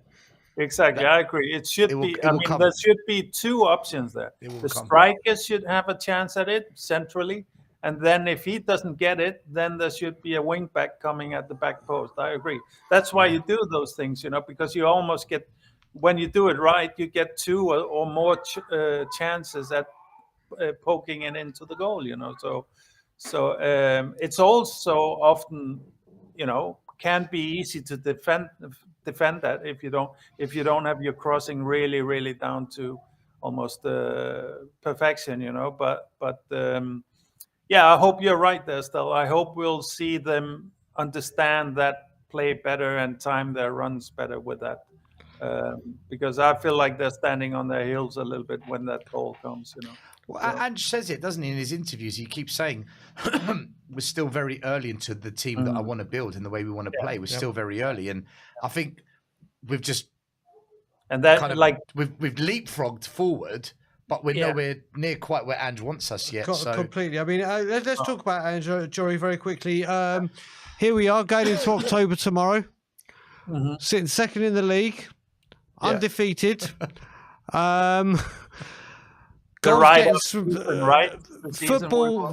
has changed completely. Above Arteta ball. Above Arteta, yep. I mean, you and couldn't the have whole wanted. league is a lot stronger, by the way, guys. The league now is so much harder than last year. Like, Aston Villa and Brighton and all of these teams are so good now. From first to 8th is 6 points. Yeah, it's crazy, isn't it? After 7 games. It's crazy. It's crazy. And I was reading the fixtures, Jory, for our next 4, which is obviously Luton away, Fulham home, Palace away, and then Chelsea at home. How many points do you reckon we'll be getting out of those 4? Well, this is normally, I would say, we're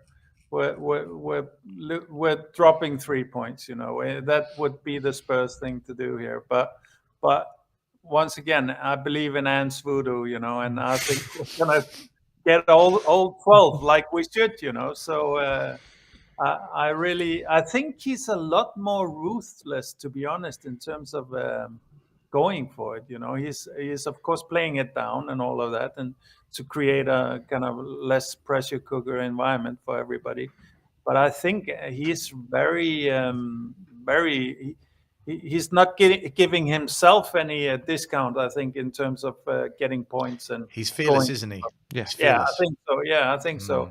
To be honest, all in all, the more I see him, I kind of think like we have chanced into he might be something really, really, really special. I kind of like.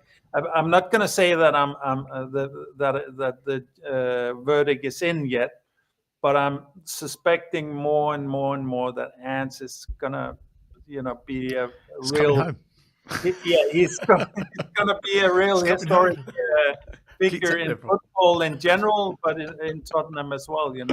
What I would say also, Brian, because you're asking about all of these, one thing is the play. What's amazing is that the whole culture it's transformed already. Like we just need to work on the technical stuff and the drills and stuff like that. With the culture is what takes years and years and maybe never actually gets changed. We've just been going through this. This was us three have all been really critical, Levy and all of that. And this, I think I speak for all of us when I said our biggest hope in terms of Conte was that it would bring about some kind of Italian revolution where the whole organization would be restructured and organized in a winning manner, But of course, that was too expensive for Levy, and maybe, who knows, maybe Levy.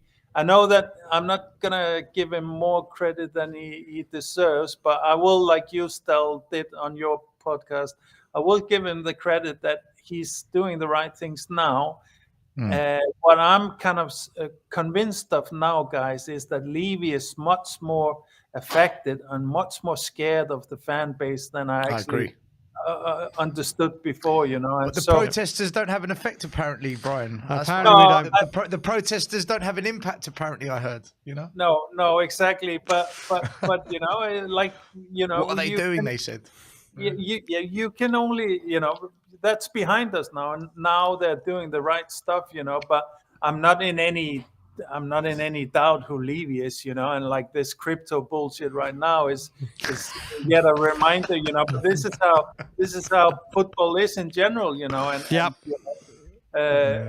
in case anybody is confused about it, in case some of our new American viewers is confused about it and stuff like this, football is a working class European phenomenon, and that's the culture it came out of, and that's the only culture that's ever going to be. And if that goes, then it's just a burger like everything else, But that's what football is, and it should never really change in my view. But it is changing. But anyway, Levy is doing good things now. The board has backed the right way. I think Paratici clearly did some miracle work his last part of the tenure, and I just salute him. Jory, do we need to keep Paratici because we've lost Gabardini, the one of the leading scouts? Yeah. Do we need to keep Paratici? I mean, I would say, of course, it's up to. He's not gone yet, is he? No. They're ending it. It will be going. I would say we should do whatever we can to keep this level of recruitment and continue down this road of data-driven recruitment and all of that. That's been my wish since it became clear that we're not going to buy ready-made and go for a title in 2 years or something, like we hope with Conte and Mourinho. This is how we can become a dominant club. This is how we can start filling that cabinet again and so on. So stay the course. And also, for me, to be honest, guys, I'm really at a place now where I'm like, I'm not going to say that I don't care about the trophy. I just want Tottenham to be absolutely true to itself. And I want Tottenham to be the team that every top club in the world fears. That if we do that, then I'm happy. That's what Tottenham is about for me. Tottenham is the team that, no matter how many trophies, if you look at historically, like at the best years and stuff like that, it didn't matter who you was, you knew that you were in for something when you went up against Tottenham, and that's our magic, and if we win a trophy, we need to win it in that way. If we don't win a trophy, we need to humiliate these top teams that, use money and a huge fan base to bully the various leagues, So yeah. So yeah, all good, Jory. It's all good. Like you said, it's got to the point now where the last couple of years it was like, okay, Spurs are on, we're going to watch them, we love them, we support them, but it was becoming such a drag. Where now it's just a joy to wake up in the morning, go to work or socialise with your friends or with whoever support and actually have your Tottenham smile back on your face as opposed to hiding in the corner. True. It's a beauty, and and I think us three can all we could also react in a way that, where were you all those years, and blah blah blah, and opposite, Levy Innes could be saying, oh look, Levy did I don't. For me now, it's about what's ahead, and like no more division. There's no need for division now. I think, guys like us know always what we're dealing with when it comes to the board, but we also, I'm convinced at this point that the right kind of pressure will lead the board to maybe go closer to a right decision, and maybe even make some really good decisions once in a while. For example, this appointment with Ants. I mean, there were many easy outs for the board and Levy there. That they could have gone harder for Nagelsmann. They could have gone, for Enrique. Arne Slot. Yeah, Arne Slot. I mean, Arne Slot is maybe a little bit similar route than as Postecoglou, but Enrique was there, and Alonso, and so on. Like big brand names were available, and they went that route. And we had, I don't know when that decision was made, but the recruitment seemed like we should be building now for a year or 2 years, but we're kind of ready with the first 11. And we only need to build the rest of the squad now. So, Jory, for me, as someone who is Levy out, it's very simple. If he does the right things by the academy, by the team, the first team, the way they play, the manager in charge, the type of signings we make, and I see that he makes the right decisions to give us the best chance of success, I can handle not winning to Chelsea and Man City, like you said, the money oligarchs who just chuck so much money at it, we can't compete. But with the money that we do have and the resources that we do have, like I was saying earlier, if come January we are in a title race, or we are genuinely in some kind of race, go and do the right thing. If you do that, no matter where we finish, I can't protest against you because you gave it the best shot.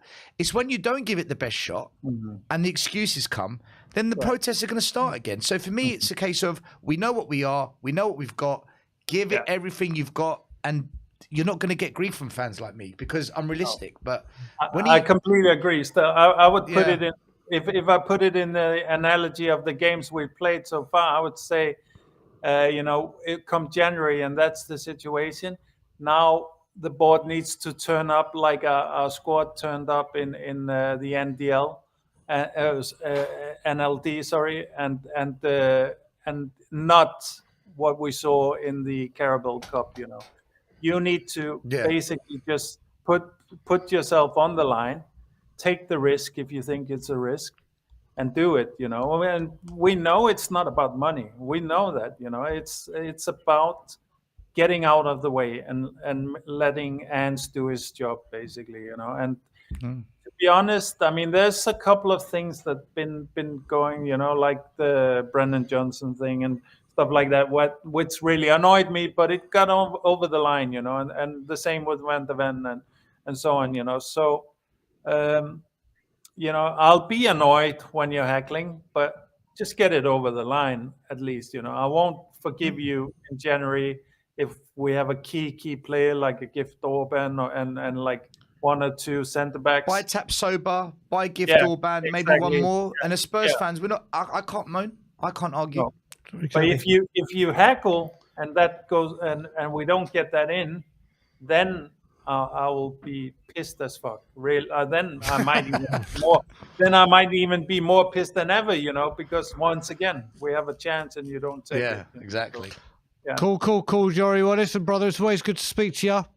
Likewise, and guys. I will speak to you very soon, buddy. Both guys. Brian, I have to come on your show. Yeah, I've promised you many times. Well, listen, Jory, what we'll do is I'm going back to Toronto on Monday. So once I've settled and I've got I'm used going to Spain for a month in shooting on Tuesday, but we'll stay in touch. And Stella, of course we will. We're sorted. Yeah. We're sorted, Jory. You're always welcome on Tottenham on Tour.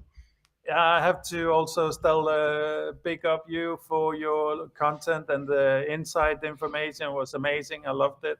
It's been great, and I think like hats off to you also for kind of showing the way in terms of giving Levy a little bit of respect in what we're experiencing now. Because we all know. I think all of us know what we feel about Listen, Jory, I repeat, okay, fans like Brian and I, we've come under a lot of scrutiny and a lot of stick, but we've had every goddamn right to feel and say the things we have. Now that things are going well, now that things seem like they're being done properly, we'll praise it. Exactly. This is what may we it want. continue. Yeah, exactly. Yeah. So, great job, guys. Jory, I will see you soon, my man. Okay. Big up, Come on, Jory. you Spurs. Can't you suppose? You Come and me on, you did that Spurs. in unison, like literally. I know. Wait, quick question for you before the next guest comes on, right? Yep. Right, don't look. Okay, don't You look. have to look. Right. Okay. And it's the final guest, the big guest, who's the big dog. Who's the top scorer in the Premier League? Heung-min Son. Haaland. Who's the second? Heung-min Son. Yeah. Right. Wait. Who's the top assist? in the James Premier Maddison. League? Yeah. Spurs. Spurs players are second for scoring, first for assists. There we go. All right. Well, let's bring on the guest that always comes on last, the guy that closes the show out. It is Spurs shirt. It's me. It's KPV. Can you smell what KPV is cooking? How you doing, brother? I'm good, man. I'm good. Like, still buzzing from the game, but yeah, like, we're still unbeaten. And, like, I've been saying it, we could do the unthinkable. We could become the second team to go unbeaten without losing a game. It's happening. Like, I don't give a damn what anyone says. It's happening. Arsenal fans, yeah, they were the first team, but they didn't know it was questioned. They had 42 games they were unbeaten, but Arsenal 49, but they still got slapped by United, Van Nistelrooy, but 49. But I say 50 games. So it's happening. It's coming home. We are in the title race. We are, because May said if we beat Liverpool today, we are in the title race, and we are. So who cares? We're only 1 point behind City, and like they've got to play the team that just slapped Bournemouth today. But I don't give a damn. Brilliant win, and who cares about us cheat? Sammy is wrong. We didn't cheat, so keep your mouth closed, Sammy. I know you can hear it in the background. Stop moaning. We didn't cheat. So For anyone that doesn't know who Sammy is, he's the sound engineer in the studio. He's the media guy behind the scenes. He's still going to get slapped on November 6th when he comes to Tottenham Hotspur Stadium. Sammy's getting slapped again, like he did in February. You're getting slapped again, Sammy, mate. Chelsea is Sammy, do you want to defend yourself here? Sammy, do you want to come and join us? Do you want to come and join us? Sammy, come here. You need to defend yourself. What the hell, dude?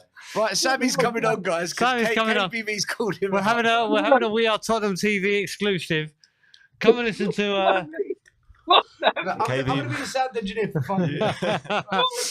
So, You're not going to know. KPV, what was you saying? I was just saying, like, Chelsea are getting slapped when they come to us on November 6th. It's on Monday night. I'm going to the game, definitely. Monday Night Football. I'm going November 6th. So, yeah, Tottenham Hotspur Stadium, Monday night. Probably the second time we played on Monday Night Football. I'll be going there. The atmosphere is going to be brilliant. We're going to win again. They've only won 3 times, but we finally ended that jinx. And we've now beaten everybody at Tottenham Hotspur Stadium. So, City can't even score there. We still got to play them. So long may that continue. Unbeaten at home, and Ange is now 51 games unbeaten at home. So may that continue. And bring on Luton. We're going to do them, and then who we got after Luton? Fulham. Fulham. Oh, at home or away? Home. Easy. Another win. 2. That's more wins. So Fulham are playing Chelsea on Monday. What have you got to say to Sammy about that? Well, he can't beat Fulham because Fulham beat Chelsea last season. And so that means we can't beat them because they beat us last season. Yeah, you can't beat them, mate, because they've got your pal Willian, who always turned up against us, but scored twice when Lampard was Chelsea boss. I don't care about Lampard because Willian went to Arsenal, couldn't even score a goal against Tottenham. So Willian's still shit. So yeah, you lost to Barcelona in the Champions League when you had. All right, KPV, talk to me a bit more. I want to know more about why you've based it on why you think we're going invincible. Because I'm going KPV, but it's nice talking to you, all right? thank you, man. See you soon, Oh, nice one. Enjoy. You said have a holiday, mate. You need a holiday. Yeah, go on. So you're saying about us going invincible. Because the players we have, like, I know people saying with Charlton ain't good. Like, yeah, I agree, but given time, he scored the win against Sheffield United before the Arsenal game. So, like, yeah, Kulu as well. But, like, if we can get someone in, Son can play there. Like, I'd rather play Richie left, Son in the middle, and Kulu White. So, why not? Like, it's coming home. Like, yeah, we're thinking what's happened already. Leicester won the league. Like, yeah, we lost at home, and Whopper who scored. So I don't care about other teams. Like, and I have to pick up one person. That is Vicario, man. 2 great saves, double saves, and yeah, Ben gave him some stick after the Brentford game, but since then he's been brilliant. So best calling out Ben now. I have to say, I have to come out in defence of. Should we get Ben on the live stream? We'll get Ben on. Ben came out immediately after the United game and said he's in the mud and said, "Yeah, I'm all for Vicario." As did I after Brentford. He was superb. Who else was very good on the day for you, KPV? Van de Ven, man. Like, he had Van Dijk. Well, it's actually Virgil Van Pancake today, because that's what Paul said on Irish Hotspur's channel yesterday for the prediction, and it's Virgil Van Pancake. So, yeah, Van de Ven had his Dutch teammate in his pocket. So, everyone's getting it tonight. Everyone's getting it. Virgil Van. Virgil Van Pancake, because that's his new name, and we finally beaten these like the Tottenham Hotspur Stadium. Revenge from the Champions League final in Madrid. Like, revenge. It finally happened. We should have beaten them when we had Conte. The season we got top 4 under. We should have won at home against them. But Dele Alli missed a chance and Son missed a chance too. And yeah, 2 red cards for Liverpool. And who cares about Liverpool? Like, yeah, that means Curtis Jones is going to miss a few games. Like 3 game suspension. Why was Virgil Van Pancake playing today? He should have missed the game. You get a 3-game ban, but you still managed to play in the Europa League game. So, yeah, like, KPV in a minute. Let's change the subject away from defenders for a minute here, right? What did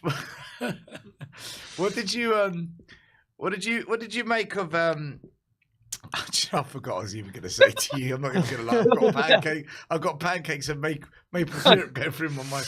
I was going to ask you, with our creativity, it felt like when Maddison went off and Son went off, we just like the Arsenal game, we lost a lot of our major threat. If we could sign a couple of players in January, I've asked everyone this tonight. What 2 positions are the most important for you? Bear in mind, we do have Ashley Phillips, we do have Veliz, we do have Johnson, we do have Ryan Hill's been brought into the conversation. He's another one that's another option. Yeah. Obviously he was not fit today, but assuming everyone's fit, what 2 positions do you think we really need to go and solidify the squad in January? I'd say another striker. Like as I said, I know people saying with Charlton isn't good, but as I say, he scored a winner. We do have Veliz. I know, like, another striker that can score 20, 30 goals, like, would be nice, but another goalkeeper maybe. I know we have Italy's future number 1 in Vicario. Like, you heard Buffon come out and say he's going to be better than Donnarumma, and he will, but we need someone that I know, goalkeeper, maybe another fullback. I know he's going to use. Well, you can only pick 2 positions. If you can only pick 2 positions, what would they be? So you've got fullbacks, centre backs, goalie, attacking mid, strikers, wingers. If you could pick 2 positions, what would you go for? Centre back and goalkeeper. I'd say like. There we go. Yeah, I say, bring back Toby, man, because he's doing bits in Belgium with his hometown, Will Antwerp, who has kept 6 clean sheets. So, and Brian, let me tell you this, brother. Would you bring Toby back? Would you, on a serious note here? Would you bring No. Toby back on a 6-month loan? No. No. Yes, No, I no, would, no. Brian. I have to stick up for him. Sorry, Brian, but I disagree, man. No, you're going to get it. You're Bring going it to get on. it, Brian. And let me tell you this, Brian. You do not leave Toby out of the team, mate. Because, like, Oh, Jesus I feel Christ. free, man. I say Right, three, KPV, four, it was three. my Spurs Dream 11. That's what I said, Brian. And you have to put Toby in there. Because No, that's not my dream. Jan Vertonghen and Nah. Ledley King are. Nah, mate. I'm not having it, mate. I'm sorry, but nah. You're not having my dream. Nah, mate, because Okay. you haven't even had a dream, mate. Like, if you're asleep, you have a dream about That's right. us winning the league. That's right. You tell him. Actual dream team, I said 3-4-3. I put Toby, Jan, and King in. So 3 centre backs. Fine. Change the formation. Put Toby, Jan, and King in. Then we're good. So 3 centre backs. Forget the fullback. Just put the 3 centre backs in. The front 3. I don't know how Ginola did not get in. I don't know how he didn't get in. Maybe there was a poll, but yeah, like Toby, Jan, and King. I'll have 3 centre backs. Dawson can put him on right back, mate. So 4 centre backs, but 3-4-3. Yeah, Jan, Toby, King. But Toby was the king of the ping. That's it. I know. Yeah, Tim spoke with Lady King. KPV, I've got a quick question for you. Right, something Brian said earlier. All right. Postecoglou won Manager of the Month last month. We've just finished September, and we've literally won 3, drawn 1. Now, when I'm looking at the form guide, the only other manager that could contend for Manager of the Month is either Liverpool, Klopp, or Unai Emery. Who gets Manager of the Month? Is it Postecoglou again, Klopp, or Unai? Big Ange, easy. Double, mate. Double. Double, yeah? Yeah, Redknapp won it 2 coming in. times. Why was Tottenham? 2011 12, we won it 2 times. I can't take it. Yeah, so it's got to be Big Ange, mate. Like, I don't know who Victoria didn't win Save of the Month against United. Allison won it. Like, clearly, we've been robbed again. Richarlison was robbed off the first gas last season, so another robbery. But yeah, we finally beat Liverpool, VAR. So that's what I call them, Liverpool. And Arsenal, that's their name, Arsenal. Yeah. That's still, yeah.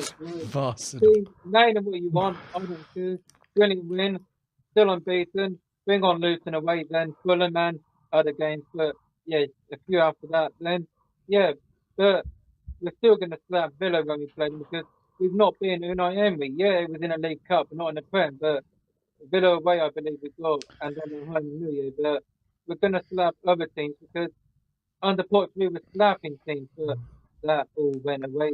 Under this man, yeah, something big could happen, and the unthinkable can happen. So don't. KPV, we've just had a super chat here. I want you to answer it, okay?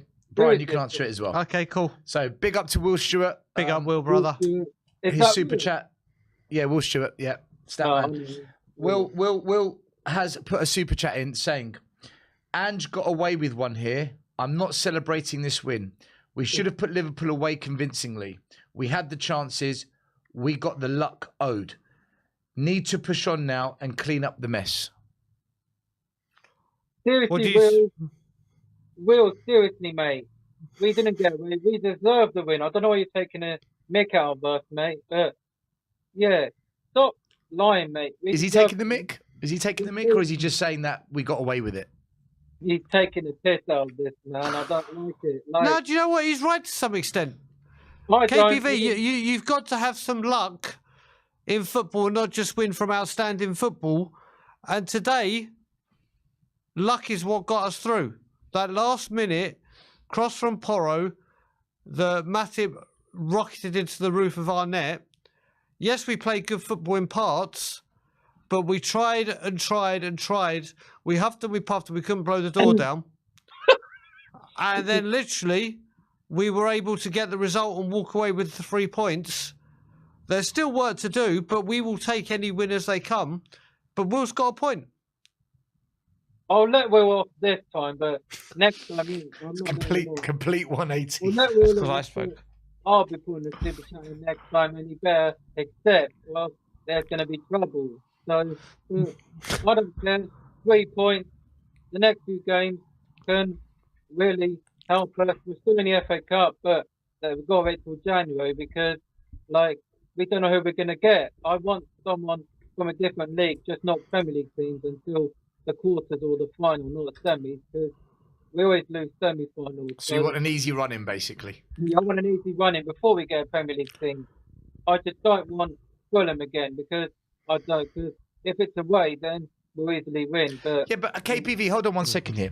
Is it a case of we're not too bothered who we get a draw against, even if it's Fulham? It's just we don't want to see 9 changes made. Isn't that the big gripe that there was too many changes? Like, yeah, I don't know why he made 9 changes for the game. I think it was after the United game, right? Well, there you go. All right, KPV. And we'll leave.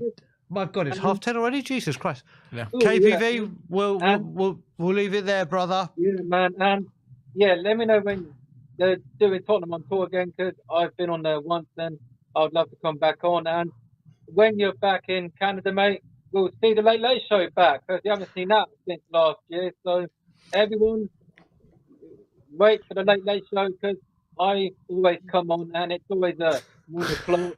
Yeah, I've got to speak to Ben and Simeon about getting it back up and running, first of all. But yeah. So I'll see you then. And I'll see you in Canada for the World Cup, brother, because I'm coming over anyway, so I'll see you there. So okay. I'm out, people. I'm out, too. I'm going to do other stuff anyway, because we'll get ready for the next few games. And yeah, so I'll see you all. And as always, Levy out, Blind Daigle in. Come on, you Spurs, big Andrew Cross, and fuck Liverpool. Do you know what? It's his laugh after he's come off camera that gets me every time. Right. Virgil van Pancake. That's stolen the show. Like HBK, Shawn Michaels, the Heartbreak Kid, the showstopper. He has just taken the show. Right, guys. That is us done. Yes, Sammy? No one else? Okay. Stel. Yeah. Always a pleasure, brother. Yeah, that was good, man. Always a pleasure, geezer. Safe journeys home back to Canada. Why, thank you, sir. Why, thank you. I'll be going back on Monday. Guys, thank you for staying with us for the watch along, instant match reaction, fan show. Find this great man at the great channel that is Tottenham Away. If you want to see more of Stel, you'll find me on Tottenham on Tour, as well as this channel, obviously. Everyone have a great evening, whatever you're doing. Enjoy Spurs sitting second in the league and undefeated. Like, comment, share, subscribe. And as always, come on, you Spurs. It's coming home.